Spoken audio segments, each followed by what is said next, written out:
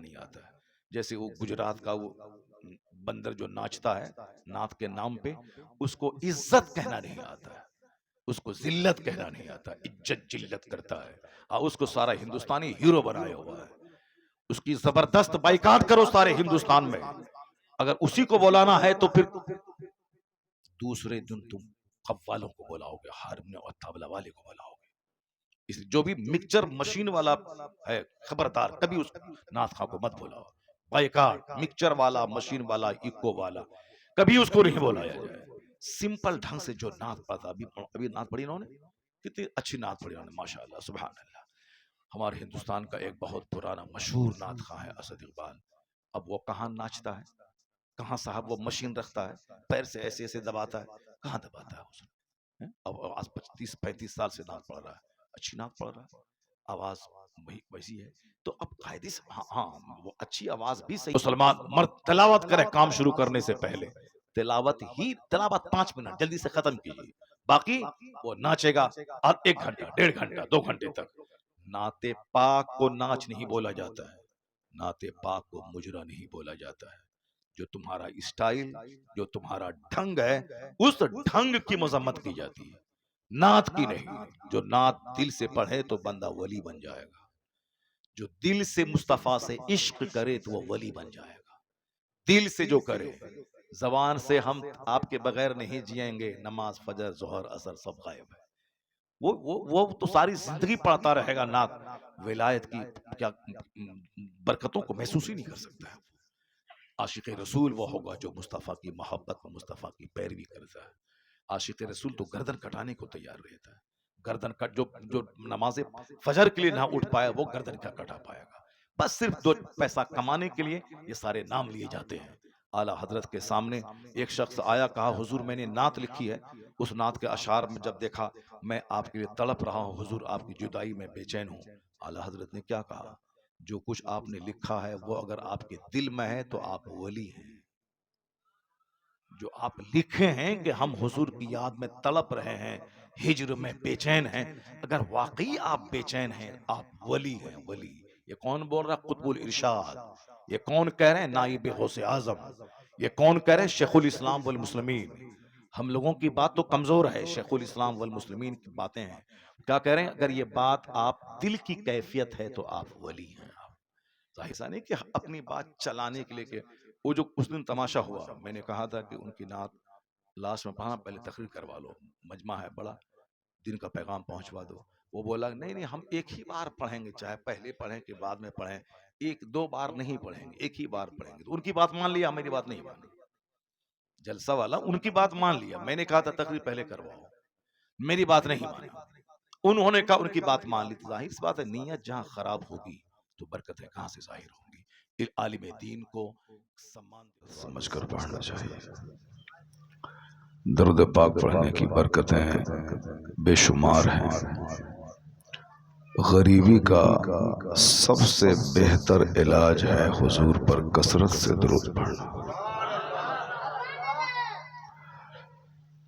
تو لوگ غریبی دور کرنے کے لیے بہت ہاتھ پیر مارتے ہیں تاکہ میں خوشحال ہو جاؤں، میرے مال میں اضافہ ہو جائے.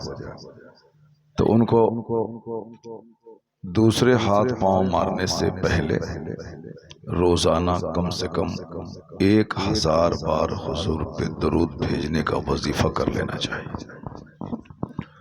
من عثرت علیہ حاجت فلیکثر بالصلاۃ علیہ. آقا علیہ السلام فرماتے ہیں کہ جس پر حاجتیں تنگ ہو جائیں، دنیا اس کے لیے تنگ ہو جائے، تو اسے چاہیے کہ مجھ پر خوب درود بھیجے. فَإِنَّهَا تَكْشَفُ الْخُمُومَ وَالْحُمُومَ وَالْكُرُوبَ. آقا فرماتے ہیں کہ درود پڑھنے سے غم اور فکر کا خاتمہ ہوتا ہے، غم دور ہوتا ہے. وَتُكَسِّرُ الْأَرْزَاقَ. رزق میں اضافہ ہوتا ہے درود پڑھنے سے. وَتَقْضِي الْحَوَائِجِ. ضرورتیں پوری ہوتی ہیں. اگر کسی کی مراد نہیں پوری ہوتی ہو، حاجت نہیں پوری ہوتی ہو، تو وہ اول آخر 1,000 بار درود بھیجے اور بیچ میں اللہ سے اپنی حاجت مانگے، اللہ تبارک و تعالی اس کی حاجت پوری فرما دیتا ہے۔ تو محفل میلاد کو محفل ذکر اور محفل درود بھی کہا جاتا ہے۔ اس کانفرنس کا نام محفل ذکر اور محفل درود بھی ہے۔ تو عالم صاحب درود اکیلے پڑھتے ہیں اور آپ لوگ سب عالم کا منہ دیکھتے ہیں، جبکہ آپ کے فائدے کے لیے درود پڑھوایا جاتا ہے کہ اسی مجلس کے بہانے کم سے کم 50 بار درود بھیج دیں آپ۔ ایک بار سارے لوگ زور سے پڑھیں، الصلاۃ والسلام علیک یا رسول اللہ۔ الصلاۃ والسلام علیک یا رسول اللہ۔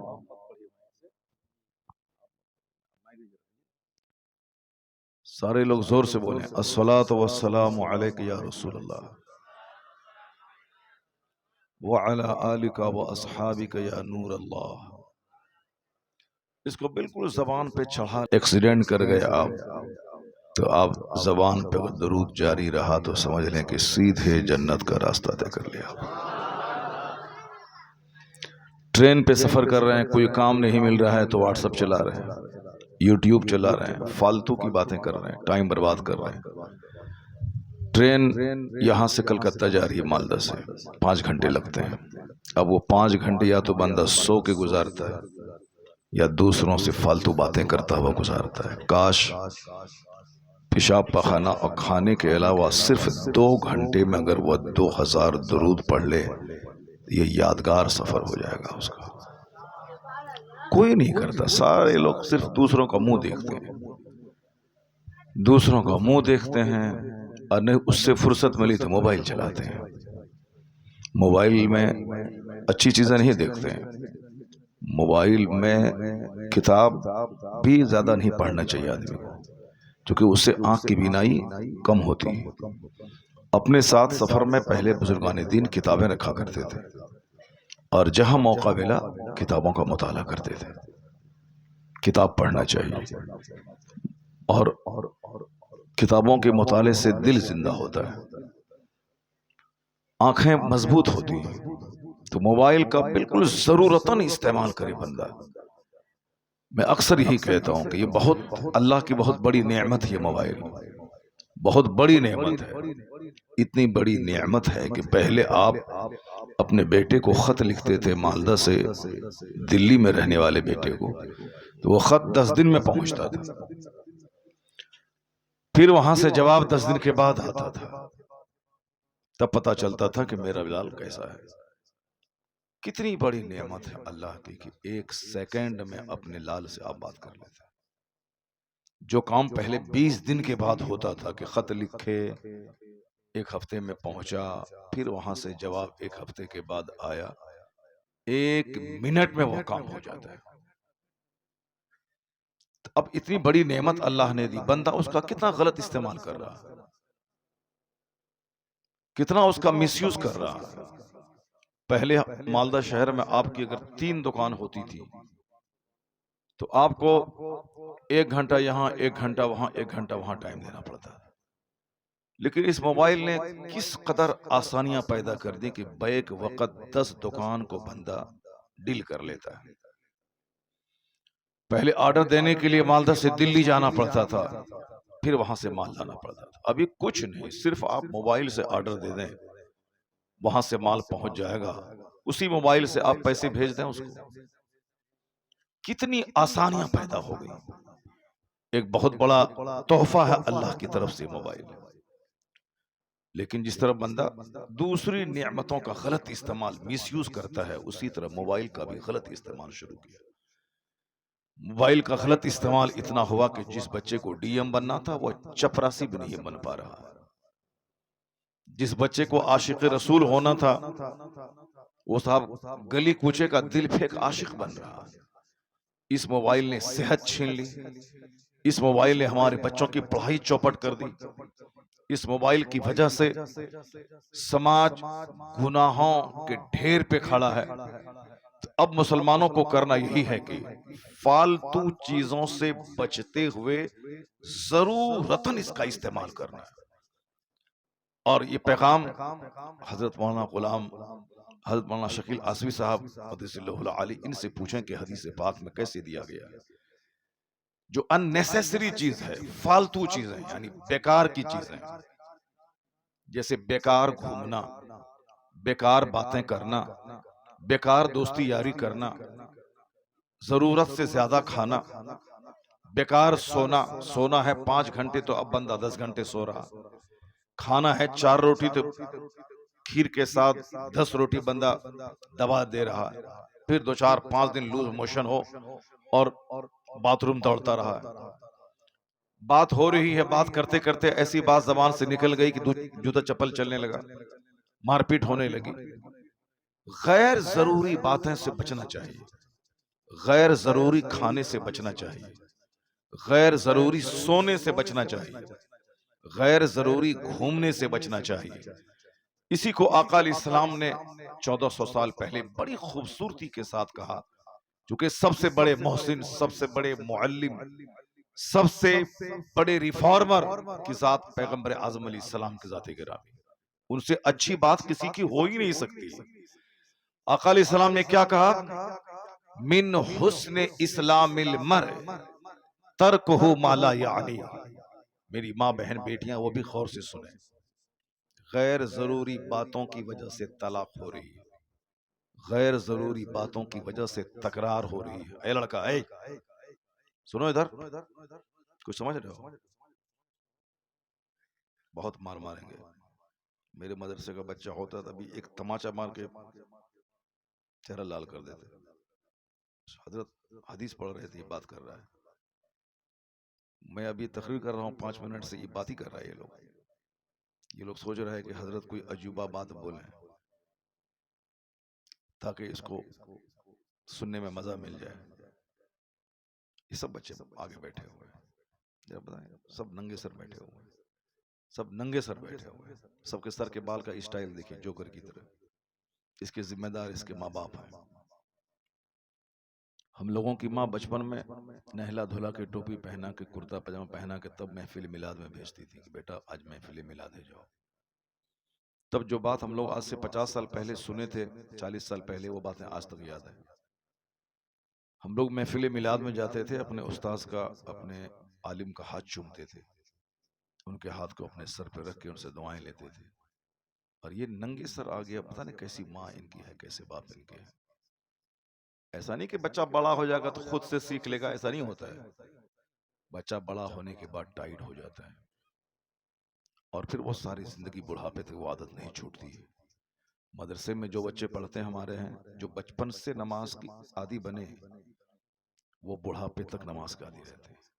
جو طالب علمی کے زمانے میں کبھی نماز پڑھا کبھی چھوڑا، استاذ کے ڈر سے پڑھا چھوڑ دیا، وہ 50 سال کی عمر میں بھی نمازی نہیں بن پاتا. اس لیے یہ نہ بولیں کہ میرے بچے چھوٹے ہیں وہ بڑے ہونے کے بعد سنبھل جائیں گے. نہیں، آقا علیہ السلام نے ہمیں حکم دیا ہے کہ اپنے بچوں کی عزت کرو. اکرموا اولادکم. جب بچے تیرے 10 سال سے نیچے رہیں تو ان بچوں کی خوب عزت کرو، اس کو خوب پیار دو، اس کی پیشانی کو چومو، ان کو سینے سے لگاؤ. لیکن جب بچے 10 سے اوپر ہو جائیں تو ان بچوں کے ساتھ ایک غلام کی طرح سلوک کرو. ان بچوں کے ساتھ خوب کام اس سے لو، خوب محنت کرواؤ. اس کو بولو کہ 3 کپڑے تم کو پہننا ہے، کپڑا چینج کرو. مدرسے کے بہت سارے بچے اس پر عمل نہیں کرتے ہیں، چونکہ گاؤں دیہات سے آتے ہیں تو اس کو کلاس کے ٹائم میں لباس چینج کرنے میں بوجھ لگتا ہے.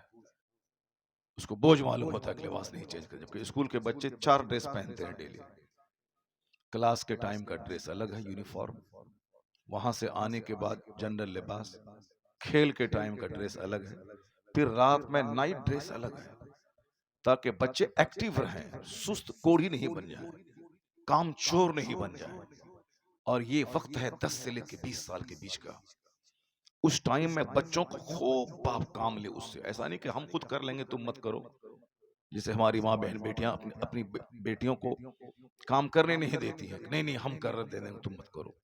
وہی بیٹی سسرال میں جانے کے بعد ماں کا پیار ساس سے ڈھونڈتی ہے، اور ساس تو ساس ہی ہے، پھر وہاں مار پیٹ طلاق کی نوبت آتی ہے۔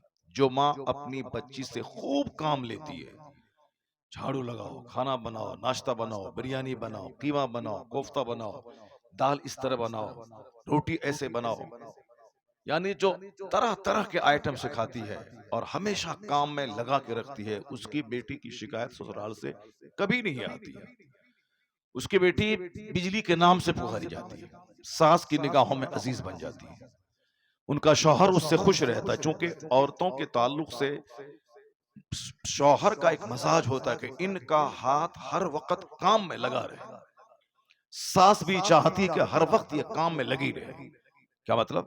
صبح اٹھے سب سے پہلے نماز پڑھے، قرآن پاک کی تلاوت کرے، اس کے بعد وہ ہاتھ میں جھاڑو لے۔ ایسا نہیں قرآن پڑھنے سے پہلے وہ پورے گھر بار کو صاف کر دے، نہیں، سب سے پہلے نماز پڑھے۔ وہ غلط بات ہے کہ دن نکلنے سے پہلے ہی جھاڑو واڑو کر دیں، دن نکلنے سے پہلے سب سے پہلا کام ہے نماز پڑھے۔ نماز سب سے بڑا کام ہے، اس سے بڑا کوئی کام نہیں۔ ایک بندہ جب نماز پڑھتا ہے تو سمجھ لیں کہ دنیا کا سب سے بڑا کام وہ کر رہا ہے، اس سے بڑا کوئی کام نہیں۔ 50 کھرب کی بلڈنگ بنانا، 50 کھرب کی زمین خریدنا، 50 مال بنانا، مارکیٹنگ کمپلیکس بنانا، یہ سب چھوٹا کام ہے۔ جو بندہ نماز پڑھتا ہے سمجھ لیں یہ زندگی کا سب سے بڑا کام کر رہا ہے۔ سبحان اللہ بولو نا۔ کوئی عجوبہ بات بولتے ہیں تب سبحان اللہ کہو گے تم۔ اس بات کو صرف نوٹ کر کے یہاں سے چلے جاؤ، 5 گھنٹے کی تقریر سننے سے بہتر ہے۔ اس بات کو نوٹ کر لو کہ زندگی کا سب سے بڑا کام نماز پڑھنا ہے۔ 50 کروڑ روپے کی بلڈنگ کوئی بنا رہا ہے اور کوئی نماز پنجگانہ پابندی سے پڑھ رہا ہے، میں قسم کھا کے کہتا ہوں کہ یہ 50 کروڑ کی بلڈنگ سے بڑا کام نماز پنجگانہ ادا کرنا۔ چونکہ ہمارا مقصد بلڈنگ بنانا نہیں ہے اس دنیا میں، ہمارا مقصد اللہ کی عبادت کرنا ہے۔ بلڈنگ اسی لیے ہے تاکہ میں اس میں رہ سکوں، کپڑا اسی لیے ہے تاکہ میں اپنے ستر کو چھپا سکوں، کھانا اسی لیے ہے تاکہ میری پیٹھ سیدھی رہے، میں زندہ رہ سکوں۔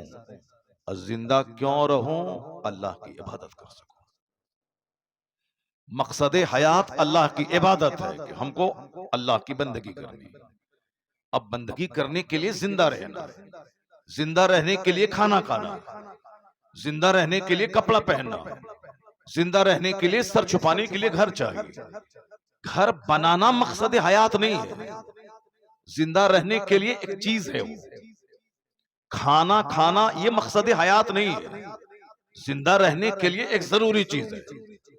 کپڑے کا مقابلہ کرنا یہ مقصد حیات نہیں ہے کہ صبح کچھ پہنے شام کچھ پہنے، نہیں، زندہ رہنے کے لیے کپڑا ضروری ہے۔ اور زندہ کیوں رہا جائے؟ تبارک الذی بیدہ الملک وہو علی کل شیء قدیر الذی خلق الموت والحیات لیبلوکم ایکم احسن عملا۔ اللہ کہتا ہے بڑی برکت والا ہے وہ جس کے قبضے میں ہے ساری بادشاہت، وہ ہر چیز پر قادر ہے، جس نے موت اور زندگی پیدا کی۔ Who created life and death؟ جس نے موت اور زندگی پیدا کی تاکہ وہ ٹیسٹ کرے کہ تم میں سے کس کا کام اچھا ہے۔ ہمیں اچھے کام کے لیے رب نے پیدا کیا، نہ کسی مکان کا مقابلہ کریں۔ وال پٹی کرنا ہے تو فالس سیلنگ کرنا ہے تو گرینائٹ لگانا ہے تو ٹائلز لگانا ہے، تو ہاں ٹائلز خوبصورت ہے، گرینائٹ خوبصورت ہے، تمہارے گھر کی فالس سیلنگ خوبصورت ہے، لیکن تم کب خوبصورت بنے گا؟ تمہاری خوبصورتی نہ مکان سے ہے، تمہاری خوبصورتی نہ ٹائلز اور ماربل سے ہے، تمہاری خوبصورتی اللہ کی عبادت اور اچھے اخلاق سے ہے۔ مٹی کے گھر میں کوئی سیویلائزڈ، ڈسپلین، مہذب، با اخلاق، نمازی رہتا ہو تو وہ مٹی کا گھر سونے کے گھر سے بہتر ہے۔ اگر گولڈ کا گھر ہے، اس میں ہے شرابی، اس میں ہے جواری، اس میں ہے سودخور، اس میں ہے نشہ کرنے والا، اس میں ہے رات دن گانے سننے والا، اس میں ہے بے نمازی، تو وہ سونے کا گھر اس کے لیے راکھ اور کوڑا کرکٹ کا ڈھیر ہے اس کے لیے۔ آج چونکہ ہر طرف صرف مکان بنانے کی فضیلت بیان کی جا رہی، وہ مکان بنا لیا، پڑھا لکھا، وہ دلی چلا گیا، فیکٹری بنا دی، وہ کلکتہ گیا، کروڑوں کی کمائی کر لی، وہ انجینئر بنا اتنا کما لیا، وہ ڈاکٹر بنا اتنا کما لیا۔ اس لیے آج سب سے زیادہ focus engineer, doctor, master, lawyer, barrister بننے پہ زیادہ دیا جا رہا، جبکہ پہلے زمانے میں زیادہ تر فوکس اسی پہ ہوتا تھا۔ کیا ہوا؟ کیا ہوا؟ کیا بچہ کی طبیعت خراب ہو گئی، ٹھیک ہے جلدی سے لے جاؤ اس کو۔ تو بچے کی طبیعت خراب ہے، اس کو لے جاؤ گھر ڈاکٹر۔ بس باقی جس کی طبیعت خراب نہیں ہوئی وہ غور سے سنو۔ اللہ تبارک و تعالی ہم سبوں کو مجلسوں کا ادب کرنے کی توفیق عطا فرمائے۔ ہم لوگ کتنی محنت سے باتیں کرتے ہیں، کتنی محنت سے دماغ چلاتے ہیں تاکہ لوگوں کی توجہ ہماری طرف رہے، وہ حدیث قرآن سیکھ لے، لیکن لوگوں کا بھی عجیب مزاج ہے۔ کوئی ایک بندہ کھڑا ہو گیا، سب اسی کو دیکھنے لگا، کوئی ایک بندہ ادھر کچھ چلایا، اس کو سب دیکھنے لگا۔ یعنی ہم لوگ بالکل اٹینٹیولی نہیں سنتے اپنے عالموں کو، اور غور سے اگر عالموں کو سنیں تو بازو میں گھر میں آگ بھی لگ جائے تو بھی اس کا پتہ نہیں چلتا آدمی کو، مگر چونکہ دھیان نہیں ہوتا ہے۔ آپ دھیان لگا کے سنیں، آج میں 4 گھنٹے کی تقریر نہیں کروں گا، آج صرف 1 گھنٹہ بولوں گا، اس 1 گھنٹے کو آپ غور سے سن لیں۔ ہمارے پیر صاحب نے کیا کہا کہ حق بولنا چاہیے، حق کا میں ساتھ دیتا ہوں۔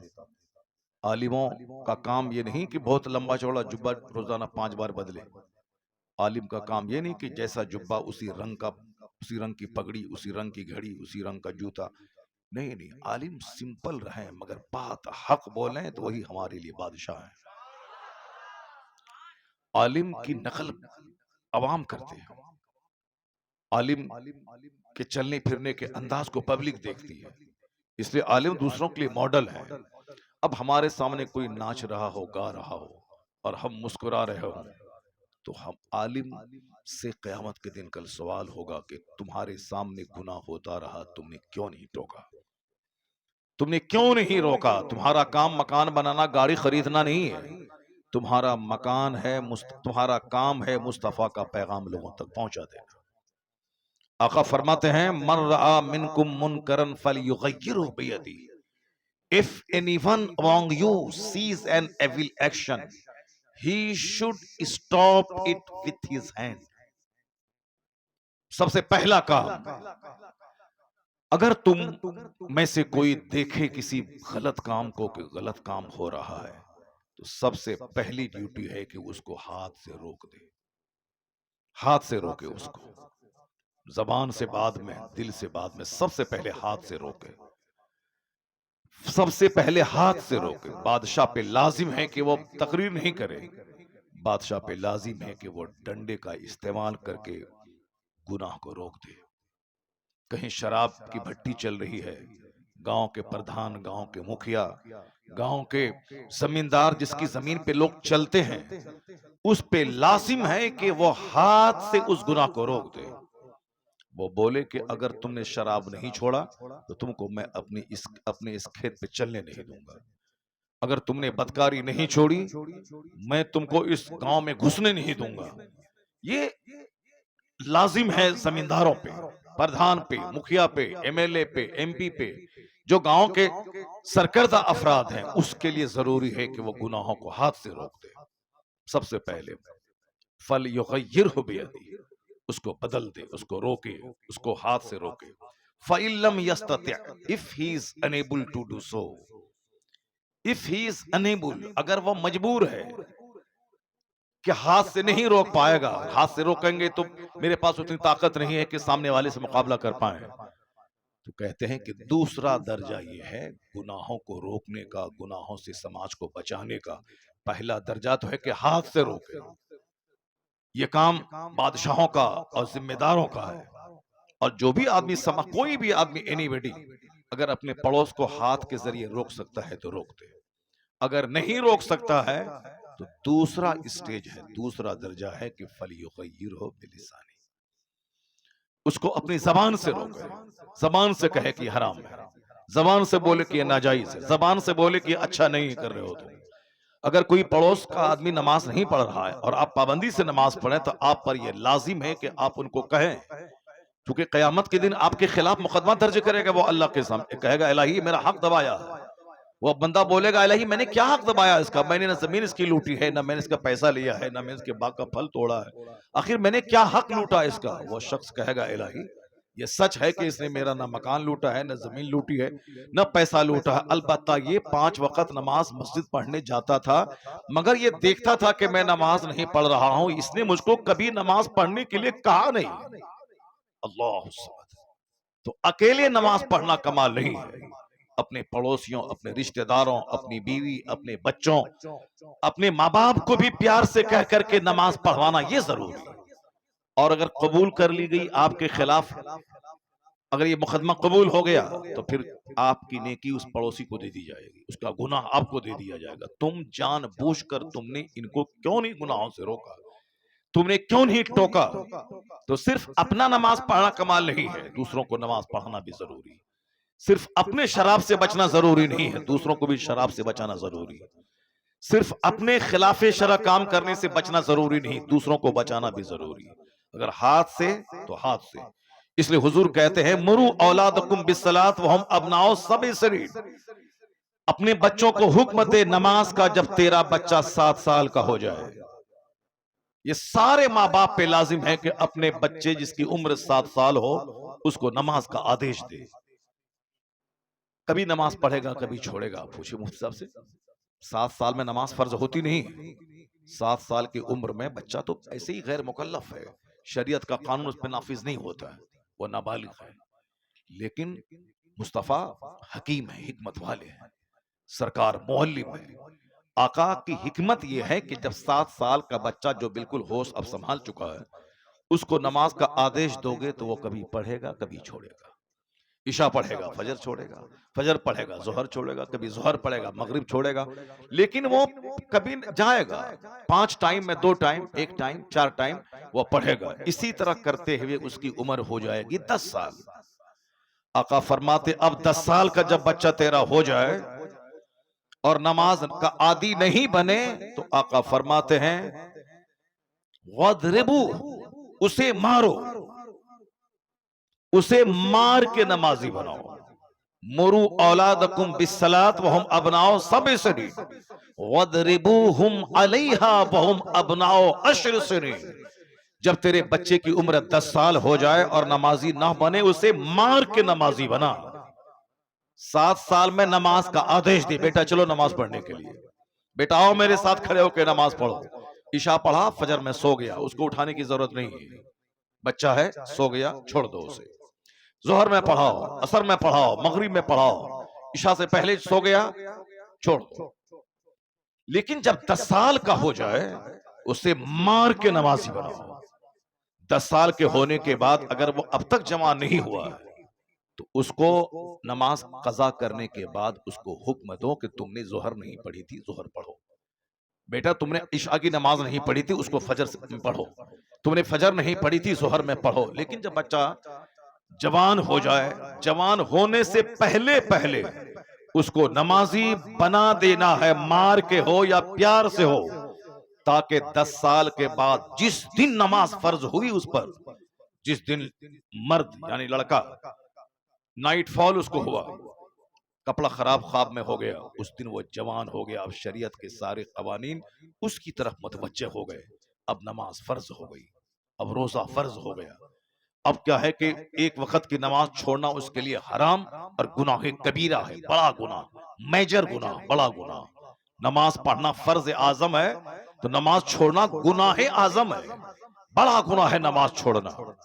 اس لیے اب بچے کو جوان ہونے سے پہلے پہلے نماز کا عادی بنا دیں، تاکہ جوان ہونے کے بعد جس دن 10 سال کے بعد کپڑا خراب ہوا اس دن جوان ہے، اب نماز چھوڑنا ایک وقت کی حرام۔ 15 سال کی عمر تک اگر احتلام نہیں ہوا، نائٹ فال نہیں ہوا، یا لڑکی کو ماہواری خون نہیں آیا، 15 سال کے بعد وہ میچیور جوان مانا جائے گا شریعت کی نگاہ میں۔ اس لیے اب 15 سال کے بعد چاہے احتلام ہو یا نہ ہو، ماہواری خون آئے نہ آئے، وہ دونوں جوان مانے جائیں گے۔ اب اس پر نماز فرض ہو گئی۔ ایک وقت کی نماز چھوڑنا جان بوجھ کر حرام ہے، بڑا گناہ۔ شراب پینا حرام ہے، نماز چھوڑنا حرام ہے۔ زنا کرنا حرام ہے، نماز چھوڑنا حرام ہے۔ سود کھانا حرام ہے، نماز چھوڑنا حرام ہے۔ جوا کھیلا حرام ہے، نماز چھوڑنا حرام ہے۔ جھوٹ بولنا حرام ہے، نماز چھوڑنا حرام ہے۔ غیبت کرنا حرام ہے، نماز چھوڑنا حرام ہے۔ صرف شراب پینا ہی حرام نہیں ہے، نماز چھوڑنا بھی حرام ہے۔ صرف جوا کھیلنا ہی حرام نہیں ہے، نماز چھوڑنا حرام ہے۔ اور میں تو کہتا ہوں کہ شراب پینے سے بڑا گناہ ایک معنی میں نماز چھوڑنا ہے۔ کوئی 5 سال شراب پیتا رہا، اگر 5 سال کے بعد وہ سچی توبہ کر لیا کہ الہی اب میں شراب نہیں پیوں گا، اب پھر دوبارہ وہ شراب کو آنکھ اٹھا کے نہیں دیکھا، ایک بوند بدن میں نہیں ڈالا، خالی سچی توبہ۔ سچی توبہ کا مطلب جیسے گائے کے تھن سے دودھ نکل گیا پھر واپس دودھ نہیں گیا، اسی طرح سچی توبہ کہ اب دوبارہ اس گناہ کو نہیں دیکھا، ارادہ کر لیا کہ اب میں شراب نہیں پیوں گا۔ اگر سچی توبہ کے بعد بھی اگر توبہ اس کی ٹوٹ گئی تو بھی وہ توبہ کی فضیلتوں سے مالا مال رہے گا۔ سچی توبہ چونکہ اللہ کی نظر بندوں کے دل پہ ہے۔ 5 سال تک شراب پیتا رہا، سچی توبہ کیا، اللہ اس کے گناہ کو معاف کر دے گا۔ سمجھ رہے ہو تم؟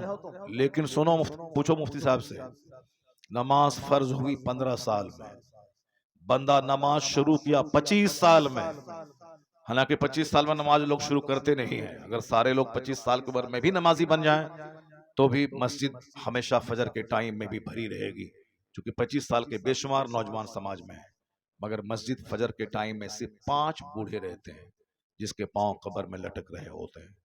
نوجوان رات کے 2 بجے تک موبائل چلائیں، سوئیں، پھر دن کے 10 بجے اٹھیں۔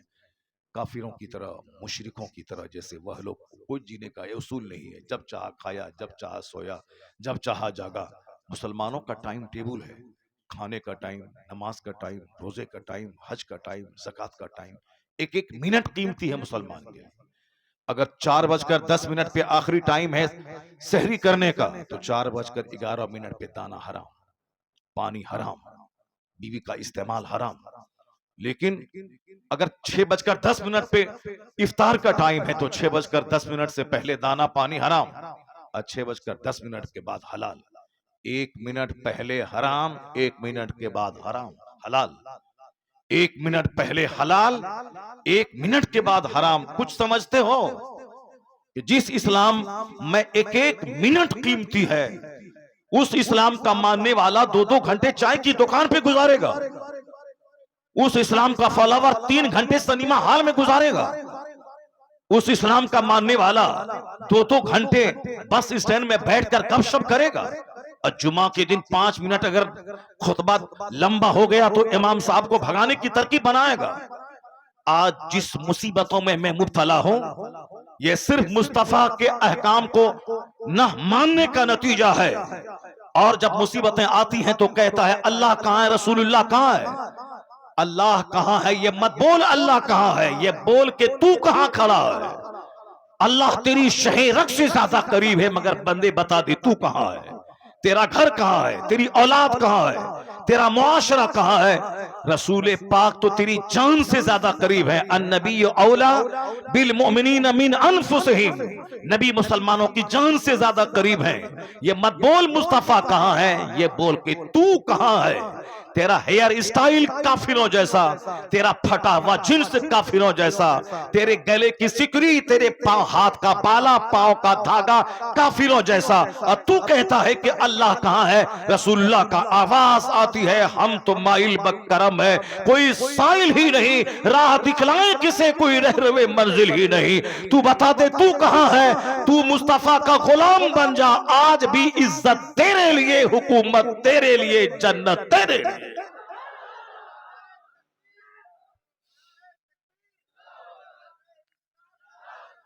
بندہ کچھ سمجھتا ہی نہیں ہے، کچھ سمجھ ہی نہیں رہا ہے کہ میں کل اگر مر گیا تو میرا کیا ہوگا۔ ایک بندہ میرے گاؤں کا وہ ڈی ایم بننے کی تیاری کر رہا تھا دلی میں. ڈی ایم کا مطلب ہم سے زیادہ تم جانتے ہو, یو پی ایس سی کی تیاری, یونین پبلک سروس کمیشن. اب موبائل چلا کے گٹکا کھا کے باپ کے پیسے کا مالدہ شہر میں سنیما دیکھ کے استعمال کرنے والا وہ کیا جانے کہ ہمارا ایم آف لائف کیا ہے. بس آئی اے بی اے ایم اے کیا, نوکری نہیں ملی. نہیں, ہندوؤں کا ملک ہے, مسلمانوں کو نوکری نہیں ملتی ہے, یہی بولے گا, ٹھگے گا. تم کام چور رہا, رات کا غلط استعمال کیا, سنیما دیکھتا رہا, دوستی یاری کرتا رہا, کتاب نہیں پڑھا, اور ڈگری ایسے ہی چوری کر کے ایم اے پاس کر گیا. اب نوکری, آج کل کمپٹیشن کا زمانہ ہے, نوکری نہیں ملی تو نہیں پاپا یہ انڈیا مشرکوں کا ملک ہے, ہندوؤں کا ملک ہے, مسلمانوں کی نوکری یہاں نہیں ملتی ہے. دو چار جوتا چہرہ پہ مارے, چہرہ لال کر دے.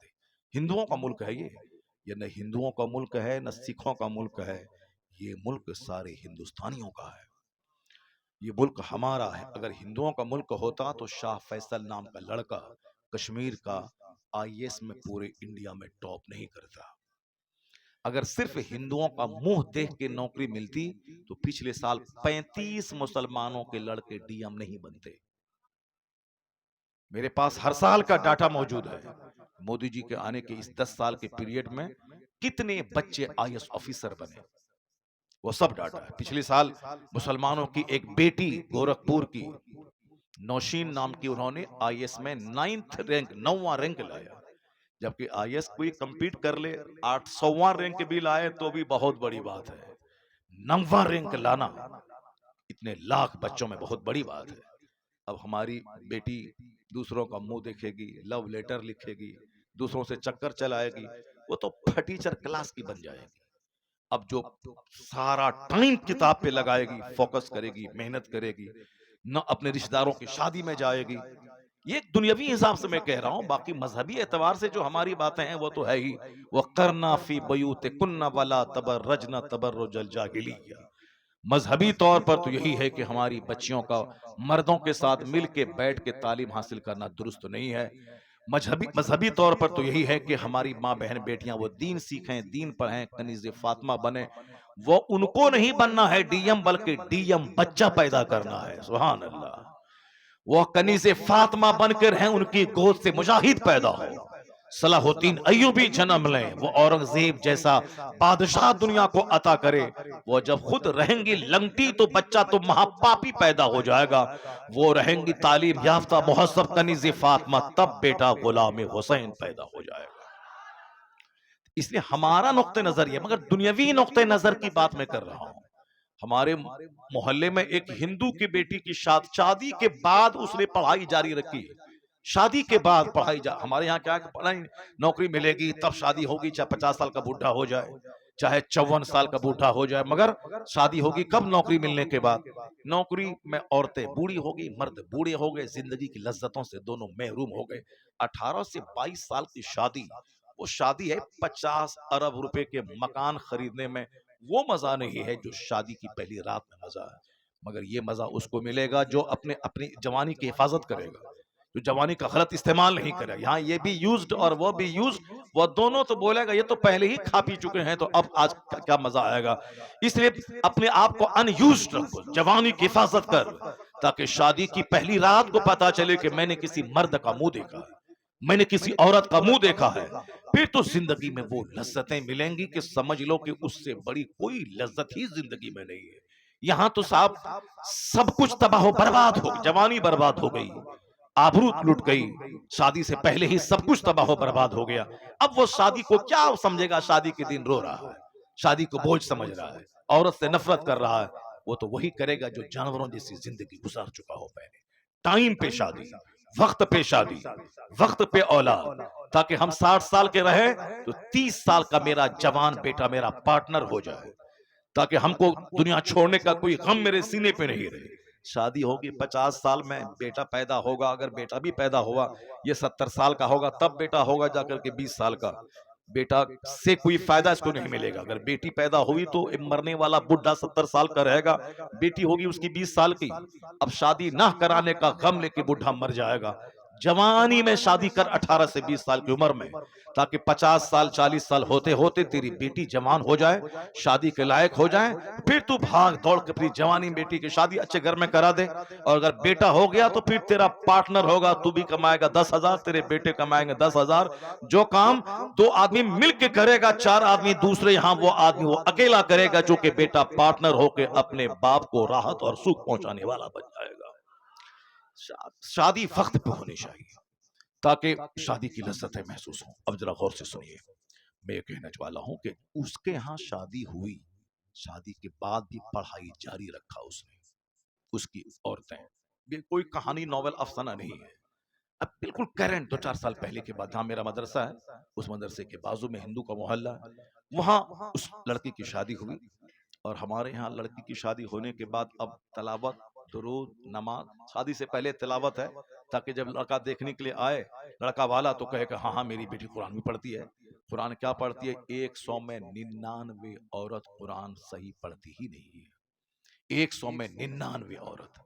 किस कदर जहालत है, किस कदर इलिटरेसी है हमारी मोहम्मद सोसाइटी में।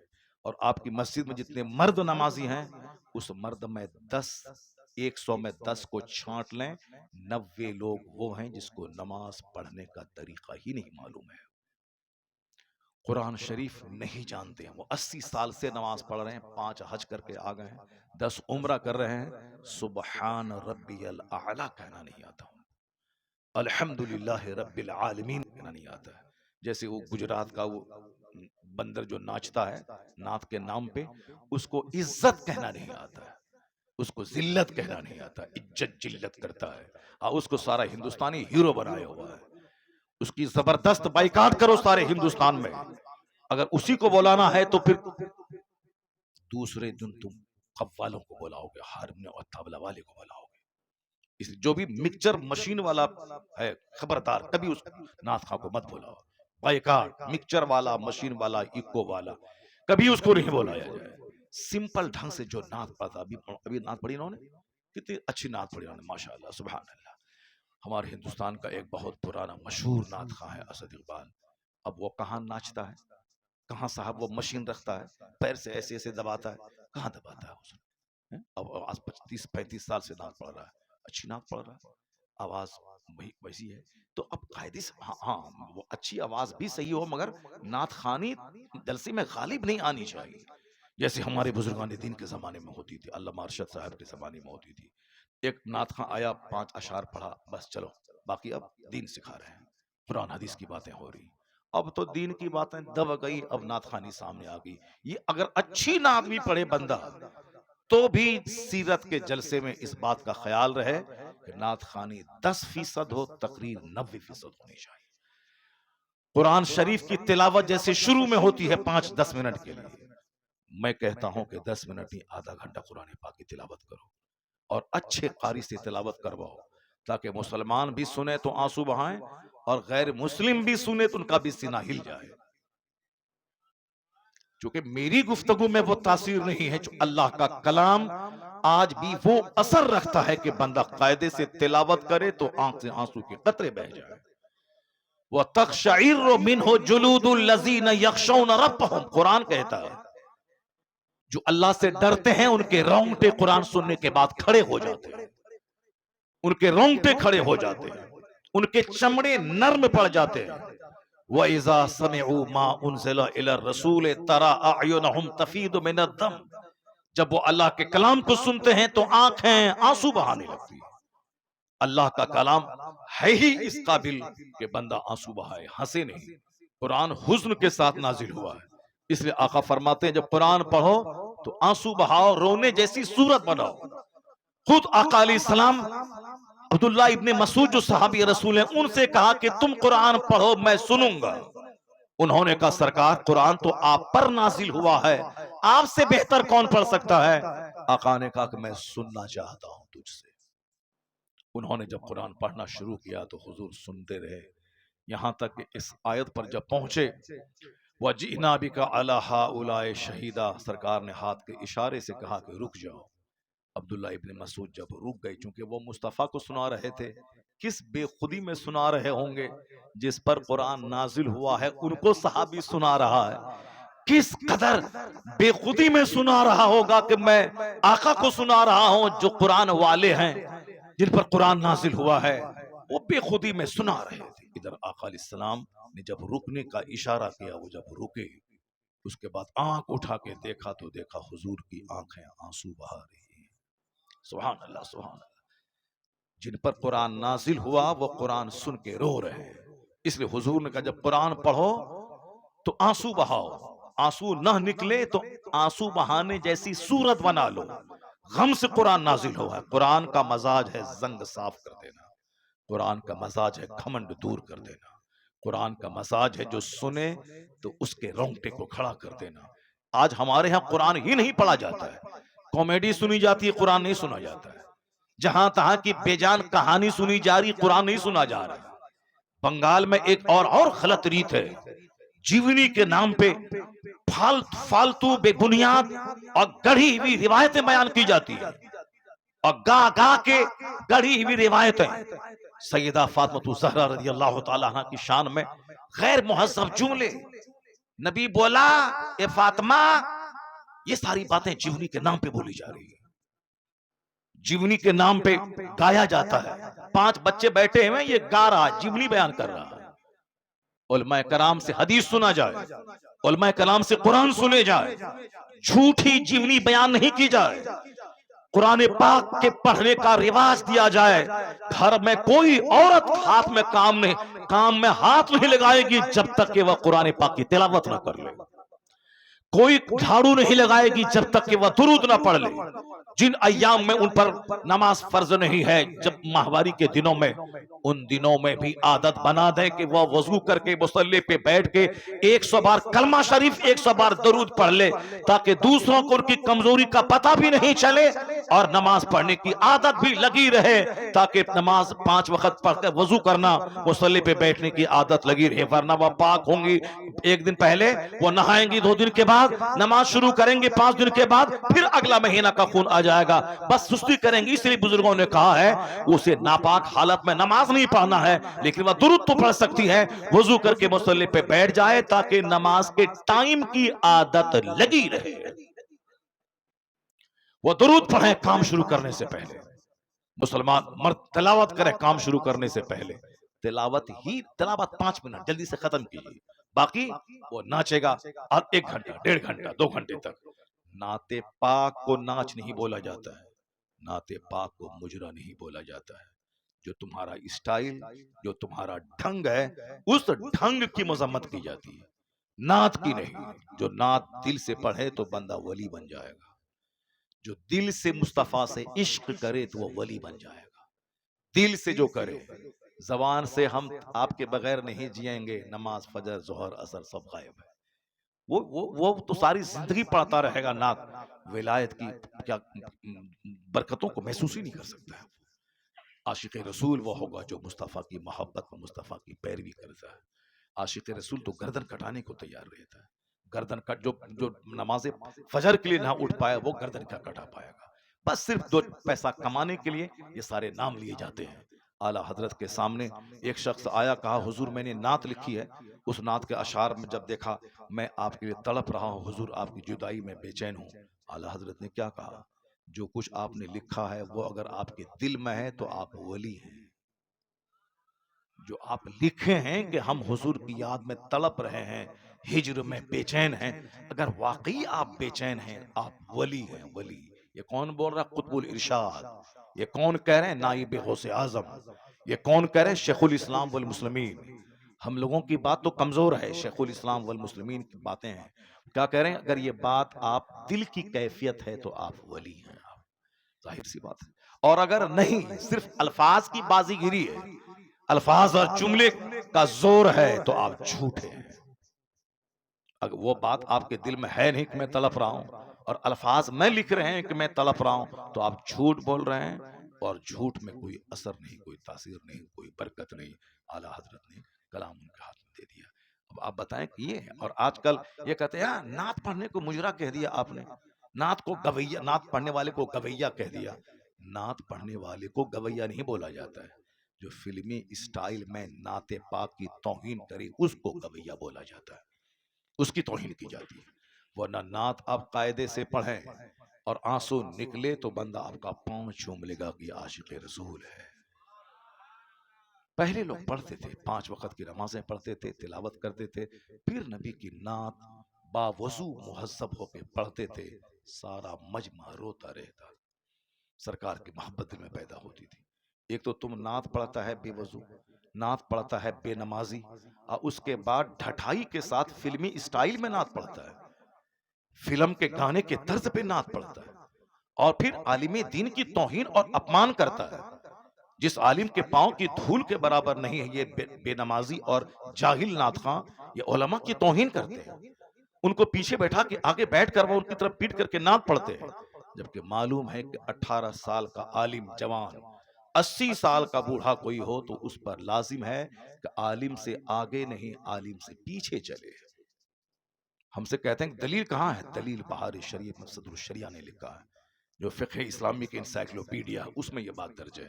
اس میں کہا گیا ہے کہ عالم چاہے غیر عالم چاہے جتنی عمر کے کیوں نہ ہو، 80 سال کا ضعیف کیوں نہ ہو، اس پر لازم ہے کہ 15 سالہ جوان عالم کے پیچھے چلے۔ یہ عمر کا احترام نہیں بلکہ علم دین کا احترام ہے، یہ علم دین کا احترام، ان کے سینے میں قرآن اور حدیث کا علم ہے۔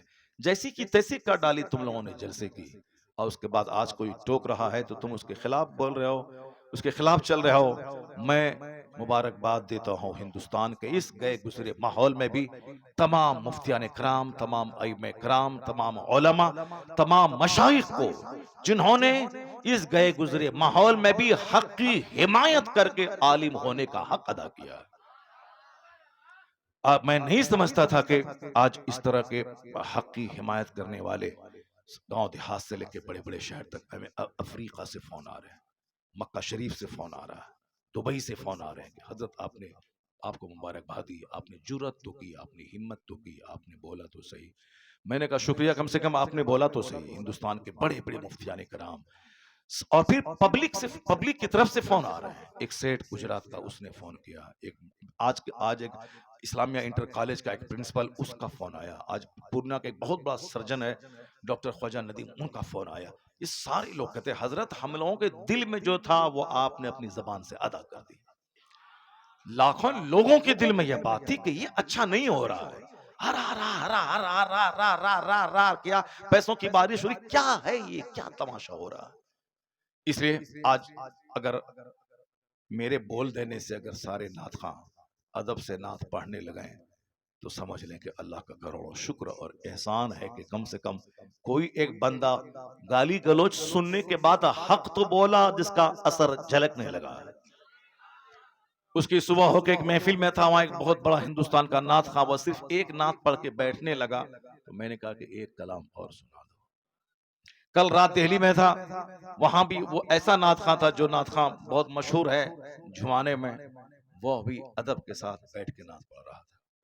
ابھی فون آ رہا ہے دلی سے کہ حضرت اثر جھلک رہا ہے، پھر کل ایک فون آیا کہ جیسے حضور اثر جھلک رہا ہے۔ کم سے کم کچھ تو ہوا، فائدہ تو ہوا۔ جس دن ہمارا جلسہ بازاری نعت خانوں سے خالی ہو جائے، عالم دین کی بات سننے کے لیے لوگ باہر سے چل کے پنڈال بھر دیں گے، کیونکہ قرآن سے بہتر کون سی بات ہے، حدیث سے بہتر کون سا کلام ہے۔ یہ تو لوگوں نے ماحول خراب کیا۔ اللہ تبارک و تعالی ان سبوں کو بھی جو لوگ بازاری لب و لہجے میں نعت پاک کو بدنام کرتے ہیں، وہ لوگ بھی قاعدے سے مہذب ہو کے نعت پڑھنے لگیں۔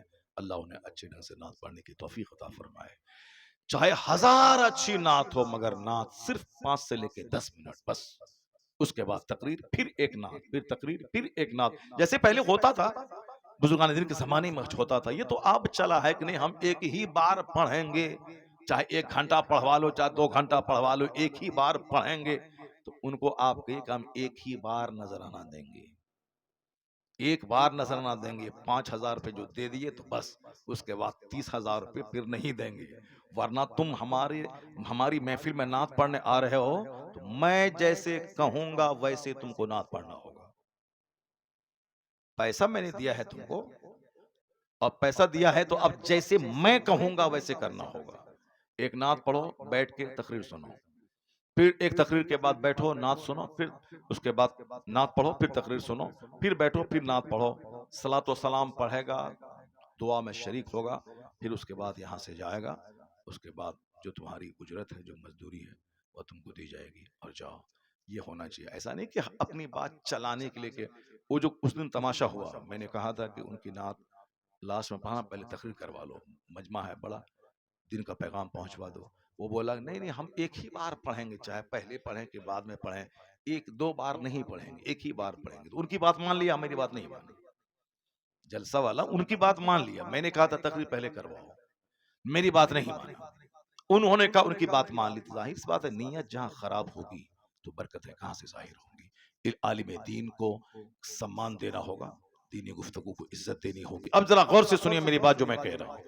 मैं कह रहा हूं कि साहब, हमारे यहाँ शादी के बाद एक गलत ट्रेंड है कि अब पढ़ाई बंद, अब सिर्फ खाना बनाना, बच्चा पैदा करना, झाड़ू लगाना, उसके बाद सब मुताला, सब नमाज वगैरह सब बंद।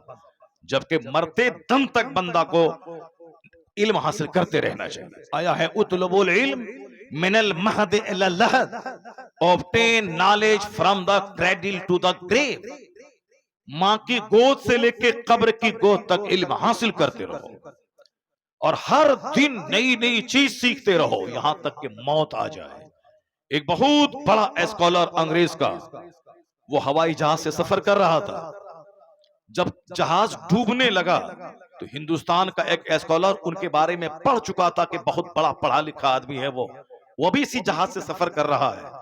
तो उस जहाज में जब हर तरफ हंगामा बपा था, आहो फुगा गिरियाओ सारी, चूंकि जहाज डूबने वाला, सब लोग मर जाएंगे। ये हिंदुस्तान का स्कॉलर, देखें कि इतना बड़ा थिंकर है, फिलोसफर है, वो इसी जहाज से सफर कर, देखें उनका क्या हाल है इस टाइम में। सारे लोग तो रो रहे हैं, पीट रहे हैं कि मैं मर जाऊंगा। देखें उस बड़े फिलोसफर जिनकी एक एक बात में जिंदगी मिलती है, जिनका एक एक सेंटेंस वेटी वजनदार होता है, प्रेशस कीमती होता है। जरा उनसे पूछें, देखें उनका क्या सिचुएशन है इस मौत जब सामने नाच रही है, कश्ती डूबने वाला है। वो जब गया उसकी कमरे में, हवाई जहाज, ये पानी वाले जहाज में, देखा कि वो किताब की स्टडी में लगा हुआ है। क्या बात है, किताब पढ़ रहा है।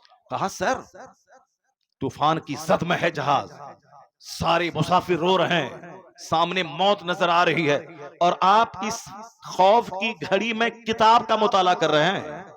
क्या कहा उस बंदे ने, वो यूरोप का रहने वाला, हम लोग तो सिर्फ घचड़ घचड़ बात करने वाले हैं, टाइम बर्बाद करने वाले हैं, सिर्फ दूसरों की गीबत शिकायत करने वाले हैं, अपनी बुराई दूर करके अच्छाई पैदा करने का ट्रेंड तो हमारे अंदर है नहीं। जो अच्छा काम कर रहा है उसकी टांग खिंचाई हमारे अंदर है। वो यूरोप का दानिश्वर क्या कह रहा है, इसीलिए तो मैं किताब पढ़ रहा हूं। अब जहाज डूबने वाला है, हम लोग मरने वाले हैं, कम से कम मरने से पहले पहले इल्म तो हासिल कर रहे हैं। अल्लाह समद, कम से कम मरने से पहले पहले एक चैप्टर तो पढ़ ले, मरने से पहले पहले एक इल्म तो हासिल कर लें, इसीलिए तो पढ़ रहा हूं। हालांकि जहाज डूबा नहीं, बिल्कुल उलट पुलट करके तूफान की जद में आकर के बस किनारा मिल गया और जहाज बच गया। अगर नहीं बचता, मर जाता, तो ये बात हमको कैसे मालूम होती? क्योंकि जो उस जहाज पे सवार था, उसने जहाज से बचने के बाद तब स्टेटमेंट दिया कि ये देखें स्टडी करने वाले लोग कैसे कैसे होते हैं, मौत के वक्त में भी मुताला करते हैं। और यहां शादी हुई, पढ़ाई बंद, शादी हुई, दुआए कुनूत तक याद नहीं। शादी के बाद जो गांव देहात के मकतब में पढ़ाने वाले मौली साहब से, मुंशी जी से जो पढ़ा था, अलम तरा कैफ़ फ़अल रब्बुका बिअस्हाबिल फील अलम यजअल कदम फी तज़लील व सलम तरा बिल, जो मकतब के मुंशी से पढ़ा था, उसी तरह की हमारी बेटियां मरते दम तक पढ़ते रहती हैं, हमारे बच्चे मरते दम तक उसी तरह पढ़ते रहते हैं। ये नहीं कि अब जिंदगी बची है, शादी के बाद कम से कम वक्त है तो चलो ट्यूशन पढ़ करके अच्छे कारी से कम कुरान पाक की 20 सूरतें, जो तरावी की नमाज में जब मैं तन्हा पढ़ूं तो कम से कम 20 सूरतें, कम से कम 10 ही सही अलम तरा कैफा से लेके कुल अऊज़ु बिरब्बिन नास तक ठीक से पढ़ लें, ताकि नमाज सही हो जाए। उसको तरावी में भी पढ़ लें डबल करके, और पांचों नमाजें उसी 10 सूरतों से पढ़ें, कम से कम इतना तो कर लेना चाहिए। नहीं, बूढ़े हो गए, कुरान पाक कायदे से पढ़ नहीं पा रहे हैं।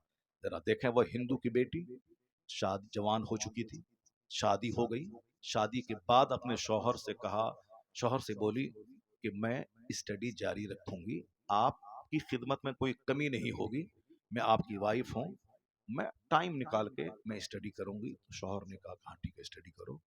اس قدر ڈیپلی پڑھائی کری کہ پورا ہندوستان اخبار میں آیا تھا. سارا میرا شہر خوشی منا رہا تھا. ہندو تو خوشی منا ہی رہے تھے, مسلمان بھی اس کی محنتوں کی داد دے رہے تھے کہ شادی ہونے کے بعد, ایک بچہ ہونے کے بعد بھی پڑھائی جاری رکھی. وہ بلاک ڈیولپمنٹ آفیسر بھی بن گئی, BDO بلاک ڈیولپمنٹ آفیسر بن گئی وہ. اور ہماری بیٹی علم تر کیفا بھی نہیں پڑھ پائی, درود تاج بھی نہیں پڑھ پائی, درود ابراہیمی بھی قاعدے سے یاد نہیں ہے. اگر درود ابراہیمی پڑھو تو کوئی بچہ نہیں پڑھ پائے گا, وہ بھولے گا, سر کھجلائے گا. اللہم صلی علی محمد پر کہیں بارکتا بولے گا, کہیں وہ کچھ بولے گا. قاعدے سے نہیں پڑھ پاتا ہے, وہ پڑھ ہی نہیں پاتا ہے, چونکہ مزاج ہی نہیں, بس کھانا پینا مر جانا ہے. حدیث میں آیا ہے اس بندے پہ نحوست طاری ہے, اس پہ لعنت ہے. کون؟ جو دن گدھے کی طرح گزارتا ہو اور رات مردار کی طرح گزارتا ہو. گدھے کی طرف مطلب دھوبی کے گھر سے کپڑا ڈھونا گھاٹ تک, گھاٹ سے دھوبی کے گھر تک. گدھے کی طرح صاحب اینٹ ڈھونا, چکی پیسنا. وہ گدھا جو محنتیں کرتا اس کو معلوم نہیں کہ میری پیٹھ پر کتاب ہے کہ لکڑیاں ہے. وہ گدھے کی طرح محنت کرنا, رات مردار کی طرح سو جانا. جو دن بھر کھیت کھلیان, دکان, مارکیٹ, بازار, یہ سامان وہ سامان, یہ آرڈر وہ آرڈر وہ سپلائی. یعنی کبھی خیال تک نہ آیا کہ مجھے اگر کل مر گیا تو میرے پاس کیا ہوگا. نہ زمین رہے گی, نہ مکان, نہ پیسے جو میں نے کمایا, نہ فکس ڈپوزٹ, کچھ نہیں رہے گا. مرنے کے بعد جہاں خربوں سال رہنا ہے, بے گنتی سال رہنا ہے, جہاں کا ایک دن 50,000 سال کے برابر ہے آخرت کا, وہاں میرا کیا بنے گا. عقل مند وہ ہے جو فیکٹری بھی چلائے گا, جنت جانے کی تیاری بھی کرے گا, فجر بھی پڑھے گا, 8 گھنٹے کام کرے گا, پھر ٹائم نکال کے ظہر پڑھے گا, ظہر پڑھے گا, پھر 4 گھنٹے کام کرے گا, پھر عصر پڑھے گا, پھر 2 گھنٹہ کام کرے گا, پھر مغرب پڑھے گا. وہ جانے گا کہ 24 گھنٹے میں 8 گھنٹے تو میں سو گیا, 12 گھنٹے تو میں کام کیا, کم سے کم 2 گھنٹے تو نکال لوں تاکہ اگر کل مر گیا کمپنی میرے پاس نہیں رہے گی مگر سجدہ تو میرے پاس رہے گا. بس تھوڑی سی سوچ اچھی کر لے, دنیا میں بھی وہ دوسروں کے سامنے بھکاری نہیں رہے گا. جو دنیا میں نہیں پڑھائی کرے گا وہ دوسروں کے سامنے ہاتھ پھیلائے گا. جو پڑھائی نہیں کرے گا, نوکری نہیں کرے گا, وہ دوسروں کے سامنے بھیک مانگے گا. جو قاعدے سے محنت کر کے کھیتی باڑی نہیں کرے گا وہ دوسروں کے سامنے بھیک مانگے گا. وہ مزدوری کرے گا, پنجاب دلی میں جا کے ریڑی چلائے, ٹھیلی چلائے گا. آج بے شمار لاکھوں بچے مسلمانوں کے, بہار اور بنگال کے, جو دلی اور پنجاب میں جا کے ریڑی اور ٹھیلا چلا رہے ہیں. یہ وہی بچے ہیں کہ اگر ان کا مزدور باپ اگر مزدوری کر کے اپنے بچوں کو پڑھا دیا ہوتا تو ان کا بیٹا ہیرو سائیکل میں ریڑی نہیں چلاتا, ان کا بیٹا کم سے کم ٹیچر بن کے 1 لاکھ روپے مہینہ کماتا. وہ اپنے گھر اور سماج والوں کی عزت میں اضافہ کرتا. لیکن باپ بھی اتنا جاہل کہ وہ بھی مزدوری کرتا رہا اور 5 سال 6 سال کے بچوں سے بھی مزدوری کرواتا رہا. ایجوکیشن, دنیا کی تعلیم ضروری ہے دنیا میں خوشحال رہنے کے لیے, دنیا کی تعلیم ضروری ہے یہاں خوشحال ہونے کے لیے. بہت سارے زمیندار زمین بیچ بیچ کر مکان بناتے ہیں, زمین بیچ بیچ کر بلیٹ خریدتے ہیں, زمین بیچ بیچ کر اپنی بیٹی کی شادی کرواتے ہیں. کوئی بھی کام پڑا زمین بیچا, کوئی بیمار پڑا زمین بیچو, مکان بنانا ہے زمین بیچو, 5 سال کے بعد رنگ پینٹ کرنا ہے زمین بیچو. اب باپ کی زمین پائی تھی, اپنا تو نہ علم حاصل کیا, نہ ہنر سیکھا, نہ ٹھیک ڈھنگ سے کھیتی باڑی کر رہا ہے. اب کوئی بڑا کام آ گیا تو زمین بیچ بیچ کر بڑا بننا چاہتا ہے, بلیٹ خرید کے زمین بیچ کے پیٹرول ڈالتا ہے وہ. لیکن اسی سماج کا غریب مزدور کا بچہ جو ان کے گھر میں مزدوری کر رہا تھا, وہ پڑھ پڑھ کر کے داروغہ بن گیا, لائر بن گیا, بیرسٹر بن گیا, ماسٹر بن گیا, بلاک ڈیولپمنٹ آفیسر بن گیا. اب وہ زمین اس کی خرید رہا, اب وہ صاحب اچھے عالیشان بنگلہ کما کے بنا رہا, زمین بیچ کے نہیں, زمین خرید کر کے وہ ایک عزت کی روزی عزت کے ساتھ جی رہا ہے. تو جتنے علماء کرام پیدا ہوئے غریب گھر کے, آج اس گاؤں کے مالداروں سے بہتر ان کی زندگی ہو رہی. یا علم ہے جو اس سے طاقتور بنا دیا, یا علم ہے جو اس کو گھر بنا دیا, یا علم ہے جو اس کو عزت کے ساتھ رہنے کا ماحول عطا کیا. اور زمینداروں کا بیٹا زمین بیچ بیچ کر کنگال ہو گیا, बाप के पास 100 बीघा जमीन, उनके 5 बेटे, अब 20 बीघा में जमीन बढ़ 20 बीघा, अब उनके 4 बेटे 5 बीघा, उनके 2 बेटे 5 बेटे 1 बीघा। अब उसके बाद बेटे कंगाल हो गए। अब जो सिर्फ जमीन पे आधारित और आश्रित रहेगा कि बेच बेच के खाएंगे, तो 100 बीघा जमीन तो पड़ पोता तक आते आते 1 कट्ठा भी नहीं रहेगा, 1 कट्ठा जमीन नहीं मिलेगी। तब क्या करेगा? जो इल्म हासिल करेगा, मेहनत करेगा, पढ़ेगा, लिखेगा, उस जमीन को बेच के बच्चों को पढ़ाएगा। तो अगर वह 100 बीघा वाला रहेगा, बच्चा पढ़ लिया तो 500 बीघा जमीन खरीद के जमीन में इजाफा कर देगा। ये काम गैर मुस्लिमों के यहाँ होता है। एक साहब शादीशुदा खातून ब्लॉक डेवलपमेंट ऑफिसर बन गई और हमारी बेटियां हैं बस बीमारी का टुकड़ा बनी हुई है। गैस्ट्रिक का मर्ज है, पैर में दर्द है, घुटने में दर्द है, आंख में दर्द है, यानी जो काम नहीं करेगी वह बीमार तो पड़ेगी। जो 5 वक्त की नमाज नहीं पढ़ेगी वह बीमार तो पड़ेगी। जिसको सुबह सवेरे खाना था फजर के बाद वो खाएगी, 12 बजे नाश्ता करेगी, बीमार तो पड़ेगी, गैस्ट्रिक का मर्ज तो होगा। अब साहब उसकी आंख की बीनाई कमजोर तो होगी जो वक्त पे खाना नहीं खाएगी। हर आदमी को अपने लिए सोचना होगा कि मैं क्या खाऊं, किस खाने में कितनी ताकत है, कौन सी गजाएं ताकतवर गजाएं हैं, इस्तेमाल करना होगा, टाइम का इस्तेमाल करना होगा। जो टाइम का इस्तेमाल नहीं करेंगे सही बीमार तो पड़ेंगे। अब डॉक्टर मुरली मनोहर जोशी जो भाजपा का कैडर लीडर है, उसने कभी कहा था, कानपुर के एक योगा के शिविर में कहा था, स्वस्थ रहने के लिए योगा करें। और योगा का जितना तरीका हिंदुस्तान में है, उन्होंने कहा था रामदेव का जिसका भी तरीका हो वो सारे तरीके एक तरफ। उन्होंने कौन कहा था? कौन? हिंदू, गैर मुस्लिम, आरएसएस का कैडर लीडर, भाजपा पार्टी का 3 पिलर, उस 3 पिलर में से एक आडवाणी, एक अटल बिहारी वाजपेयी, एक डॉक्टर मुरली मनोहर जोशी। ये 3 पिलर हैं भाजपा पार्टी की, बीजेपी के।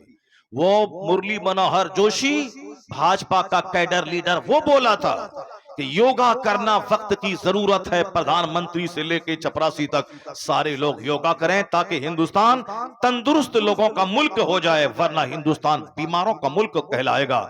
तंदुरुस्त रहें, योगा करें। और आगे क्या कहा? योगा का तरीका अलग अलग है, रामदेव का अलग, दूसरों का अलग। हाथ उठाओ, हाथ नीचे करो, और सांस लो, सांस तेज तेज छोड़ो, पसीना बहाओ, खुली फजा में जाओ, नाक पर ध्यान केंद्रित करो। कहा सारे तरीके अपनी जगह, मगर वह भाजपा का कैडर लीडर क्या बोला? ये मैंने दूसरे ही दिन अखबार में ये रिपोर्ट मैंने पढ़ी। ऐसा नहीं कि व्हाट्सएप यूट्यूब में किसी से सुन लिया तो मैं बोल रहा हूं। एक दिन पहले शिविर लगा था योगा का, और उस दिन उनके भाषण को अखबार में उसको कोट किया गया।